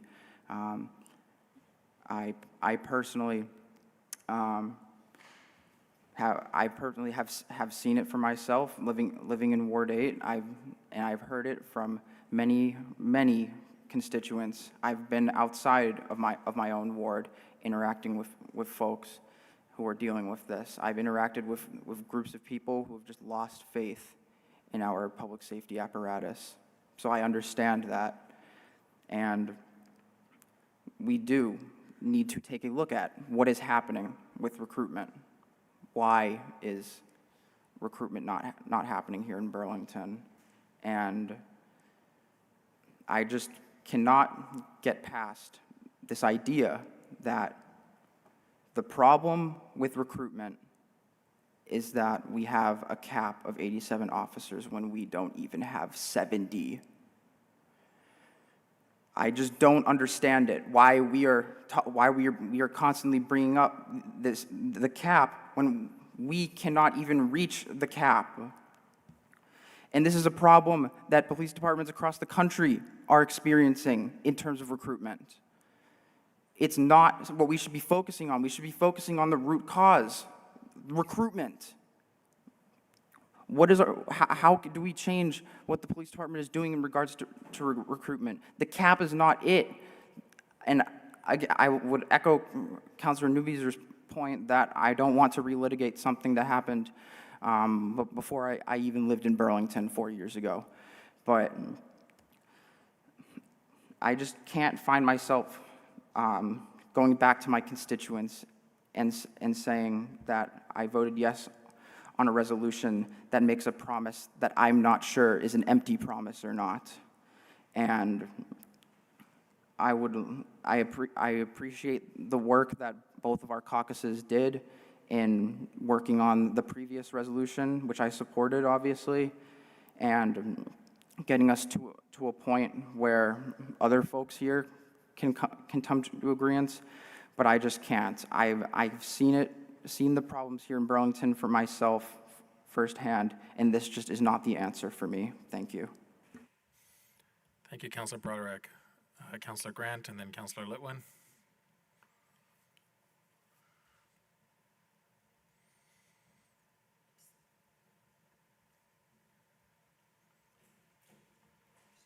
Okay, I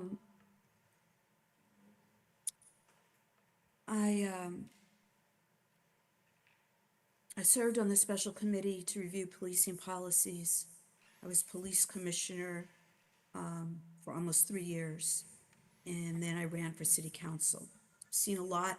I have really deep dived what's going on here in ways that people still don't understand. Things that I have seen and have addressed and was ignored because I was a Black woman in the wrong political party, and I do believe that. Anyone want to contact me? I can give you many, many examples of things that I've had to deal with that are inappropriate.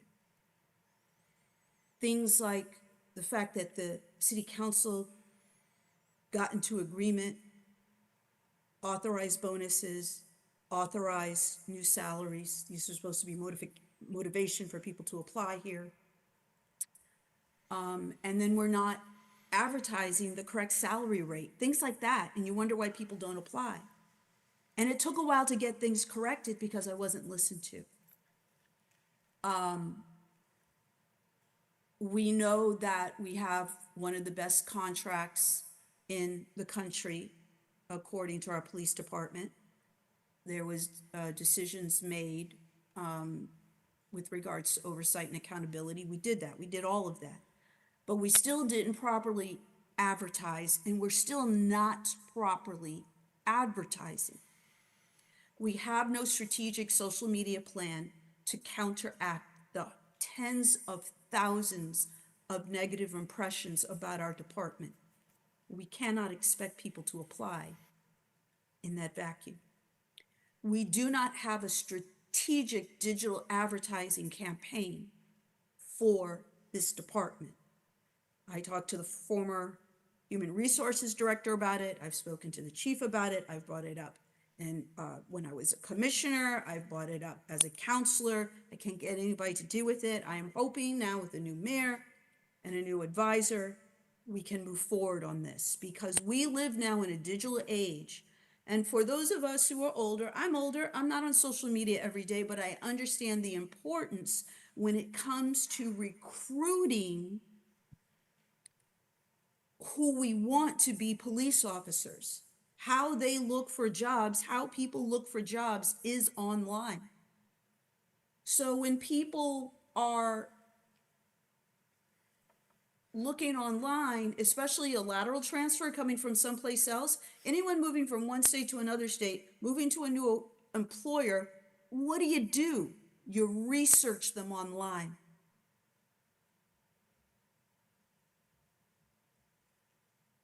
We had lawsuits. We had policing that lacked equity. We had payouts. Other things which are too numerous to mention. That is why we had protests too. That is why protests happened here. And I understand, I dare say I understand better than a lot of you why officers aren't staying. I have talked to them. When I was a commissioner, I invited them to talk about a survey that they had done where it talked about why people were leaving and planning to leave.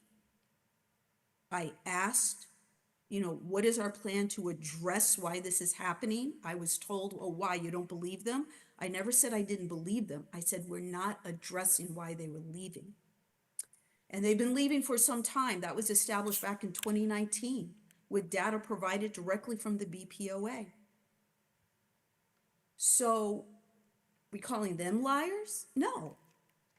But we're not addressing what the issue was.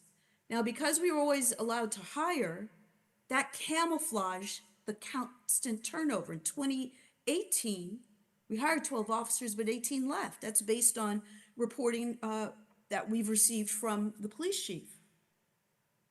But it wasn't highlighted in red because this is in the February 24 report, it didn't match the narrative of whatever happened in 2020, which was voted on by both parties. the last thing I'll say is I cannot. And we're at time, be Councilor honest Grant, with- but if you could just Sure, briefly wrap up. I can't vote for this because it is symbolic, it is performative, and it's certainly not all hands on deck. Thank you. Councilor Litwin, then Councilor Carpenter, then Councilor Shannon. I'll try and my best and be brief. Really Actually, just- Councilor Litwin, I apologize. Before you begin, I note that the time is 10:30. And so I would suggest that a motion to suspend our rules to complete our deliberative agenda would be in order. I will note for councilors that we have two other deliberative items here. But given the importance of the issues reflected there, I do anticipate that there may be motions to postpone each of those items to our next meeting. So I'd move to suspend the rules and to allow us to complete the deliberative agenda. Okay. Thank you, Councilor Bergman. Is there a second? Second. Thank you, Councilor Barlow. Any discussion on that motion? Yes, I'd like to ask for a time limitation on speech that's less than 5 minutes. Leave it up to you to decide what's appropriate. Okay. You've said 2 minutes in the past, maybe 3 minutes. Understood. We've had the 5-minute rule so far. Everyone who's spoken thus far on this resolution has had the 5-minute rule, so we'll continue that on this item. Yes. Yes. That's my suggestion. Okay, understood. Any further comments on the motion? All in favor of the motion to suspend the rules to complete our deliberative agenda, please say aye. Aye. Aye. Any opposed? All right. Thank you for your patience. Councilor Litwin, please go ahead. Thanks. It's been brought up tonight a couple of times that largely this is symbolic or performative, and so that raising the cap doesn't help with recruitment.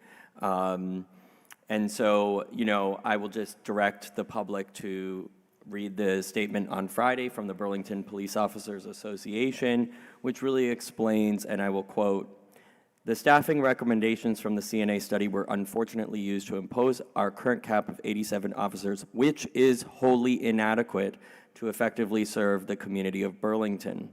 We support Councilor Grant's assertion that recruitment is the central issue. However, we disagree with the notion that lifting the cap would have no impact." They go on to explain the impact that it would have. So to Councilor Broderick's question, hopefully this addresses that. Councilor Newbeezer, brought up that he spoke to many constituents, all of whom, and many of the doors he knocked on, and said we needed more officers, and that folks are tired of hearing about the cap. Well, the original resolution was going to do away with the cap. And so we've revisited this through amendments, and we could have stopped having a conversation about the cap. There is no other department that we do this on. Our cap is the Board of Finance and our budget. That is how we cap any department. So I will leave that there for the sake of the time tonight. However, I will support this resolution, but I am very clear, and I listened to the police officers' statements here, that we need more than 87 officers, and I think this research will yield that. Thank you, Councilor Litwin. I have Councilor Carpenter. Thanks. I just want to point out, the title of this resolution is Improving Recruitment for Emergency First Responders and Reexamining the Number of Sworn Police Officers and Police Department Personnel. It's a 6-page resolution. Almost 2 pages of it talk about asking for answers on recruitment strategies, and would they help, would they not help. So I just don't want us to lose sight that the focus of this is, what things could we do better, what would help us. And we're very focused on one aspect of this, but there's a bunch of stuff in here that we need to explore, we need to get more in depth of. The other thing that's in here is, what can we do on a temporary basis? We know we don't have enough personnel, so what other strategies can we employ? And I just want us to focus on this resolution as a whole. I do appreciate that the amendments have improved it, and that we all are in this together because we all want to improve recruitment. Thank you, Councilor Carpenter. Councilor Shannon? Thank you, President Travers. I want to say that I think that saying that this has been brought forward to be performative is once again impugning our intentions, and that is not the case. This is being brought forward because this is what our employees have asked for. And while it changes nothing in the short term, it gives the people who are currently serving our city and who we want to attract to come serve our city, it gives them hope that the current extraordinarily difficult situation that we're currently in has a light at the end of the tunnel. And I think that that's what we are aspiring to here with regards to the cap. But all in all, it's critically important to this department that we do everything that we can to hire more officers to relieve the burden on the current officers. I think we sometimes lose track of the fact that you actually do need sworn officers in many of the dangerous situations that our community faces every day. And we need those sworn officers to protect vulnerable people and especially victims, as those officers did just this past week on Orchard Terrace, rescuing somebody who had been stabbed and struggling for their life. We live in a city that sadly experiences sex trafficking every day and children recruited to deal drugs. We need officers. I just want to quote from some of the things that we heard tonight from members of the public that I found particularly meaningful as to why we should do this. We want to send a message to current and prospective officers. We value you, we support you, and we will continue to support you. Would you stay on a job where you're under-resourced and under-supported? And lastly, a well-trained, well-managed, and well-resourced police department is a reflection of a city commitment to public safety, equity, and enforcement. Our city employees, police officers have spoken, as Councilor Litwin mentioned in his comments. And I am grateful. I think that the mayor is responsive to city employees and to their needs. And I'm grateful that she is willing to consider this and has worked with us on terms that will make it better from her perspective, and I think are acceptable to those of us who brought it forward in an effort to help the hiring process.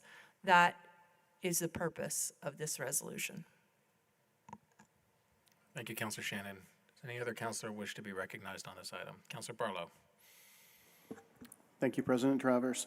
Other councilors have made many of the points that I wanted to make. So the only one remaining that hasn't been made is that we talk about the recruitment challenges we have, and I agree with some of Councilor Grant's comments that we definitely need to innovate on this. It cannot be our answer that, well, we just can't hire enough fast enough.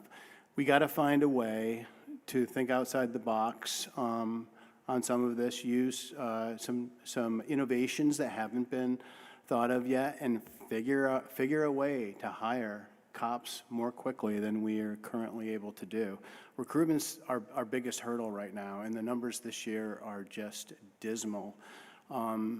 So we have to step up and do that work. We can't just say, well, we can't do it, it's going to take a long time, because that's not an option for us in Burlington right now. So I look forward to figuring out different ways that we might approach recruiting that we haven't already, and it's one of the central themes in this resolution is recruitment. So I think it's appropriately focused, and I look forward to this work. Thank you. Thank you, Councilor Barlow. Councilor Kane. Thank you. I thought there were some basic steps to take before introducing a resolution. Consult the mayor's office, consult department heads, watch committee meetings, gather data, consider a work session. The author of this resolution would know how irrelevant the cap is if they were willing to serve on or let alone attend or watch public safety committee meetings. Councilor Kane, I'm sorry. Where Corporal Irwin recently... Councilor Kane, I'm sorry. We are not going to impugn the motives of other councilors. If you have concerns around the amount of time that you have had to consider this resolution, that's certainly something that other folks have spoken to as potentially swaying their vote. But we will not permit impugning the motives of our colleagues on this council. You may continue with that order in place. At a recent Public Safety Committee meeting, Corporal Irwin laid out in plain terms the dire status of recruitment issues. The cap is irrelevant and will be for a long time, at which point whoever is on the council can have the conversation in relation to the facts on the ground at that time. Maybe incidents will be up by a lot by then. Maybe our approach, to dividing incident response will lead to lower needs. In the meantime, we should continue to hire for roles where hiring and retention issues are less problematic and where sworn officer duties have been and can continue to be offloaded, for instance, to the fire department, who have increasingly been doing work that should never have been done by officers with guns. This shift of tasks away from sworn officers was lamented in this proposed resolution, but can be a key to solving this problem, both to protect the valuable time of sworn officers and to protect the public, who are repeatedly reminded through cases like the Austrian case, where there was a violent police response to a mental health issue. Police officers, for reasons much discussed in recent years, are appropriate first responders to certain cases, and we have trouble hiring them for that, despite paying them well and giving them everything they ask for and more at and outside the bargaining table. The main reason qualified officers, by and large, don't want to work here, according to those I've spoken with, is not the cap or the condition of the police department, but the unrelenting pace of the work. The obvious way to make the sworn officer role more attractive is to continue thinking in innovative ways by supporting and growing the CSL, park ranger programs, shifting tasks to Burlington Fire Department, CJC with their pretrial services program. We have an underfunded DPW staff that cleans up encampments. To reduce the pace of the work of officers, we can continue to think in this manner. Simplifying the role of a sworn officer and working to implement oversight, accountability, and transparency measures that restore public confidence in the institution is how we're going to turn this job into a job that people wake up excited to do and are proud of. There was literally a CNN headline this morning about how police recruitment has tanked across the nation since George Floyd's murder. This resolution is part of a disturbing pattern of wildly out-of-touch commentary on the public safety crisis that I will not get into for reasons of rules here. Meanwhile, leaders like Councilor Grant have been really working on the recruitment issue, addressing the lack of a social media presence by the department and helping them to modernize job marketing efforts. I'm deeply concerned about community safety and have, by and large, set aside my own priorities, including taxation, sustainability, bike ped infrastructure, to work almost exclusively on this topic. I live in the middle of one of the worst hotspots in the city, and I've prioritized understanding the mayor's vision, the police chief's vision, the role DPW plays, the role social services play. I've sat down with all these people and more to try to understand and streamline a clunky system of dealing with trespassing, drug use, graffiti, and other quality of life issues all over my ward that would have been productive for us to discuss this evening. Meanwhile, this resolution evidently views relitigating the cap as a good use of our time and recommended a dangerous break from precedent to remove our data-driven cap altogether, which is ironic given the data presented on the previous page of the resolution, which has now been struck. Moving forward, I encourage the sponsors of this resolution to join in doing the actual work rather than engaging Excuse me, Councilor Kane. in something I'm not allowed to talk about. The sponsors, I'm not allowed to say that sentence. Councilor Kane, if you don't have anything further to say that doesn't impugn your fellow colleagues here, I do. then I think, okay, so let's wrap up with that then. Thank you.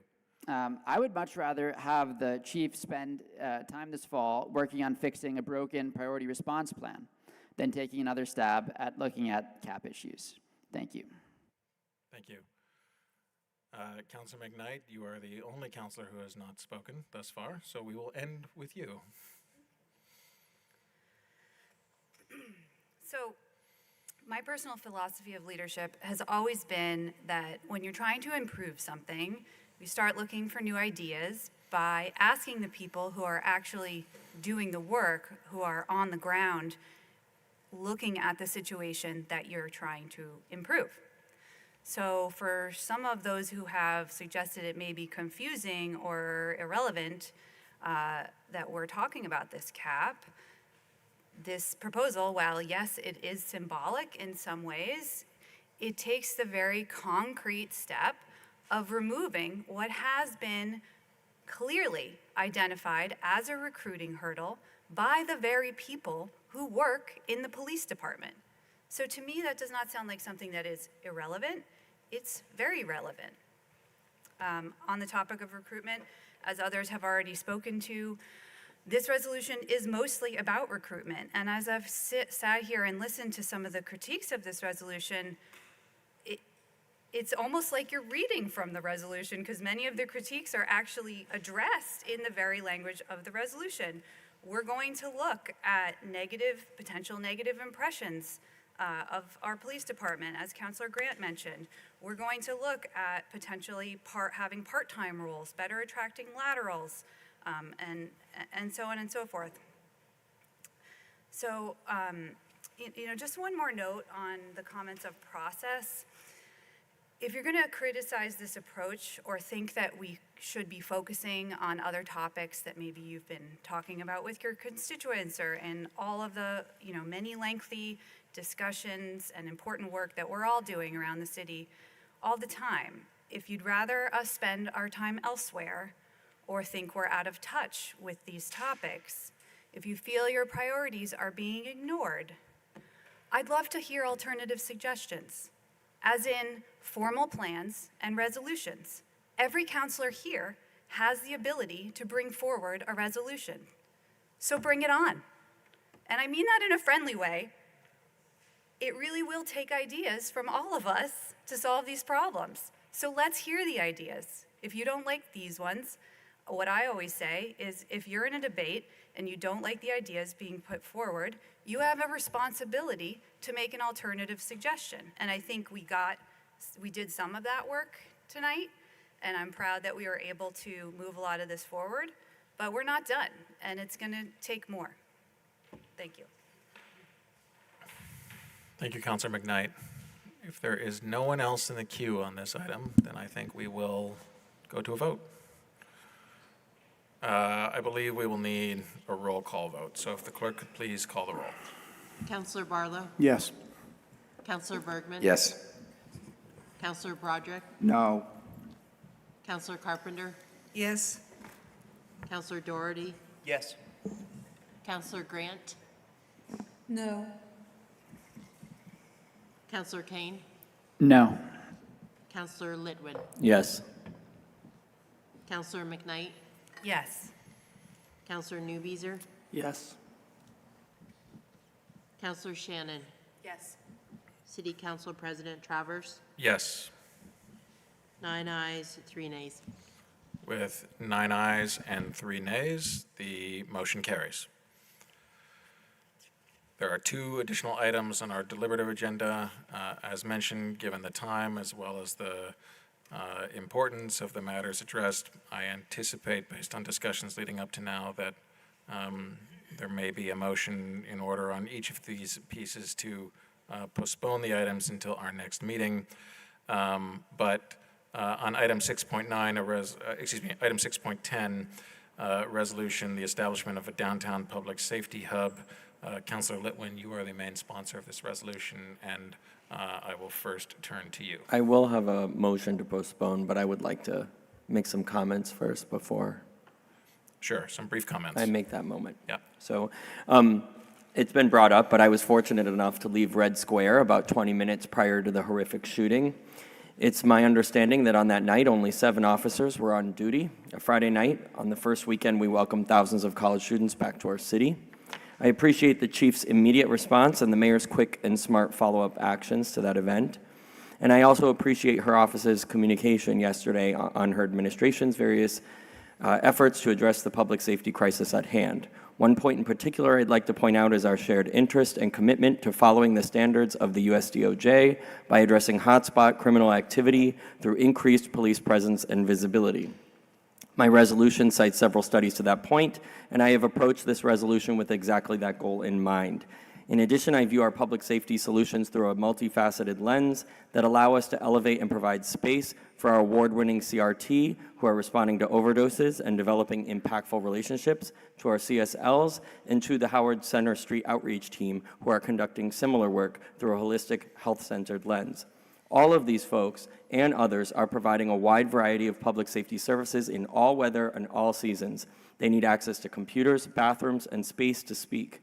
Additionally, I am strongly committed to providing a central space where business owners, residents, and visitors can quickly seek assistance or restore confidence in coming to our downtown, something that my constituents routinely share with me that they simply do not have, as we heard here tonight.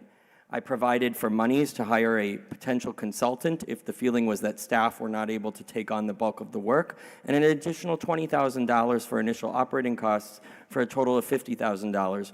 The same amount of money the administration included in the budget for facility improvements to encampments in Ward 7 and elsewhere.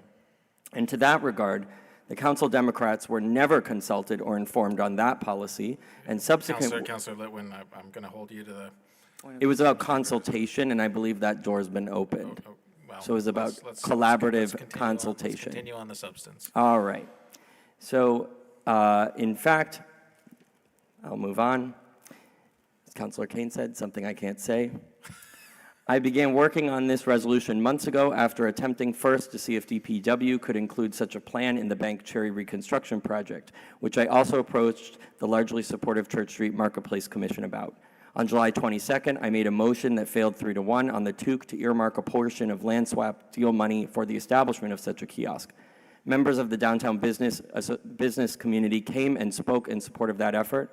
The TOOC ultimately approved, which is listed in my resolution, language that asks the city to seek funding for and to take up this work. And on August 6th, as Councilor Grant, thank you, Councilor Grant, pointed out, I spoke to her about my resolution and provided the first draft of that. And I asked her recently if she would like to co-sponsor that resolution, as I admire her voice and commitment to public safety efforts downtown, which is also in her district. In addition, I met with the Mayor's Chief of Staff, Aaron Jacobson, to provide an overview of the resolution 3 weeks ago and to gather any feedback or concerns, which I did my absolute best to address in my edits. One thing we agreed on was our shared interest in deterring vigilantism, and I believe this public safety hub will go a long way towards that shared goal by restoring public trust in our marketplace and downtown. To that regard, public comments published are not entirely accurate, but I do believe I can and will reach a compromise and would to overcome a veto of this measure. With that said, and I'm wrapping up here, Burlingtonians, our business community, and visitors absolutely deserve this investment, and we simply cannot wait until we are able to bond and build a much-needed new police and fire station, which will take many years. This is a stopgap. To that end, I am making a motion to postpone my resolution to a time certain of September 23rd so that I can continue to work collaboratively and with interested stakeholders and the administration. Okay. Councilor Litwin has made a motion to postpone until September 23rd. Is there a second to that motion? Seconded by Councilor Bergman. The question then is, anyone wants to be heard with respect to the motion to postpone? And I see, Mayor, you've raised your hand. Please go ahead. Thank you, Council President. I just want to, I know time is short here. I just wanted to take an opportunity to state that while I appreciate that Councilor Litwin did speak to my staff 3 weeks ago, there's more work to be done on this particular resolution to reflect the work that's already underway by my administration that I've been sharing throughout the summer with all of you on efforts to in particular restaff the front entrance of the Burlington Police Department, which is right on the edge of the center city here in Burlington. That was a concrete recommendation from the community safety advisors, for which 2 counselors again participated in and would know firsthand about. That is my priority to staff. That is an important public information hub. It is an important resource where people know to go because that is where our current police station is. And that is where I would prioritize money to be spent in order to hire that critical staff person to be there, which does not need to be technically an officer, because as we just heard, for an extended period of time, recruitment is a challenge here in Burlington to recruit officers. I also look forward to more collaboration with Councilor Lutwin to understand where resources would come from, because we are in a budget challenge with the $14 million budget gap, which we have spent many hours deliberating over collectively for the first 3 months of my administration. And we found every penny to try to figure out how to close that $14 million gap and then add more investments into the public safety budget, for which you all unanimously approved. So I just want to emphasize there is a lot of work underway here. All of our resources, if anyone's done a police ride along at this point, and I encourage you to do so if you haven't done so yet, you will find physically that our existing officers on patrol circle the center city strategically. It is part of the assignment at this point. And as we try to strategically use what we have, I look forward to figuring out how this gets us further than our other strategies that we have underway, including, and the final one I'll just mention is our Community Justice Center is awaiting a response on a grant to create a victim-based victim services center in the inner city to be funded by a grant to make sure we can sustain that work. And I see that as more responsive to what we need to fill in terms of gaps around victim services and accessibility in the downtown core to supplement what we're able to do with officers at the moment. But with that said, I appreciate some additional time to talk this through. That is very helpful in the deliberative process, and I certainly learned that in the legislature. This only makes better policy in a democratic process. So I appreciate the extension and look forward to the conversation. Thank you, Mayor. If there are no other councilors in the queue, I'd like to go to a vote then on the motion to postpone to a date certain, being our next council meeting 2 weeks from today. So absent objection, we will go to that vote.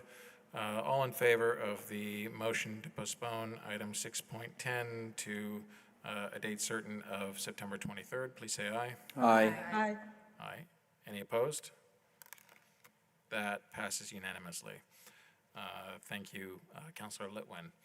The last item on our deliberative agenda is item 6.11, resolution assuring our police department has a modern facility that assures the health and well-being of employees, meets the expectations of the public, and provides dignity, security, and privacy for perpetrators and victims. Councilor Shannon, again, expecting a motion to postpone on this item too, but we'll turn to you. Thank you, President Travers. I think it's broadly agreed that the current condition of our police station is very concerning and needs to be addressed.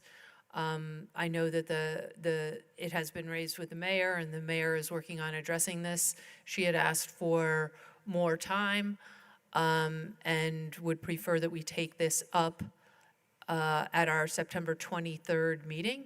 That seemed reasonable to me, and so with that, I would proceed with, and I don't think it's appropriate at this time to get into the merits of the resolution. So I am just making the motion to postpone and hope that debate will be limited to the time and reasons for postponement. Thank you, Councilor Shannon. Is there a second to Councilor Shannon's motion to postpone until September 23rd? Second by Councilor McKnight. Mayor, I see your hand raised for wanting to speak to the motion. Thank you, and I appreciate that, Councilor Shannon. I will also be very brief in the spirit of moving this forward. I appreciate again the extended time on this so that my administration can update counselors on the work already underway. I did double check with our CEDO department to be able to clarify what can be publicly shared ahead of our September 18th meeting, which I just want to remind members of the public, that's related to our Memorial Block development project, and is our first community engagement meeting that's going to bookend a 2-month process where people can actively and passively engage on ideas and needs related to the Memorial Block. And the reason why I mention that is that we all know that we have dual needs between our fire and police stations at this moment, meaning the one on the Memorial Block right now, which is called Central Station, as well as, of course, the police department building and its and its disrepair and its concerning state for just the health and well-being of our whole staff that work in that building. So with that said, the thing I double checked about is that we are currently working with the developers who've been part of the pre-development agreement for Memorial Block to explore the other aspects that are sort of inspired by Memorial Block, but not limited to the physical block, around how can we leverage our public-private opportunities to innovate. And I emphasize the word innovate. And this is where I would love to be able to have a work session to explore this with all of you in and around this Memorial Block engagement process to see what is possible, knowing our limitations with our bonding capacity at this moment. So again, more dialogue is really going to be beneficial in this one particular, because I think this one is another one where there's a true value alignment it should be among all counselors. We all care about the working conditions of our staff, or should, and I'm sure we do. But again, this will allow us to have more of that deliberative process. Thanks. Thank you, Mayor. If there are no other counselors in the queue on the motion to postpone, I would like to go to a vote on this item. All in favor of the motion to postpone item 6.11 to our next meeting on September 23rd, please say aye. Aye. Aye. Any opposed? That carries unanimously. Our motion to suspend the rules was to complete our deliberative agenda. Since we are at the end of our deliberative agenda and seeing no other business, I will declare the City Council meeting adjourned at 11 o'clock. Mayor, well wishes to you and your family to recover and quickly here, and we'll look forward to seeing you again here in person 2 weeks from now. Thank you.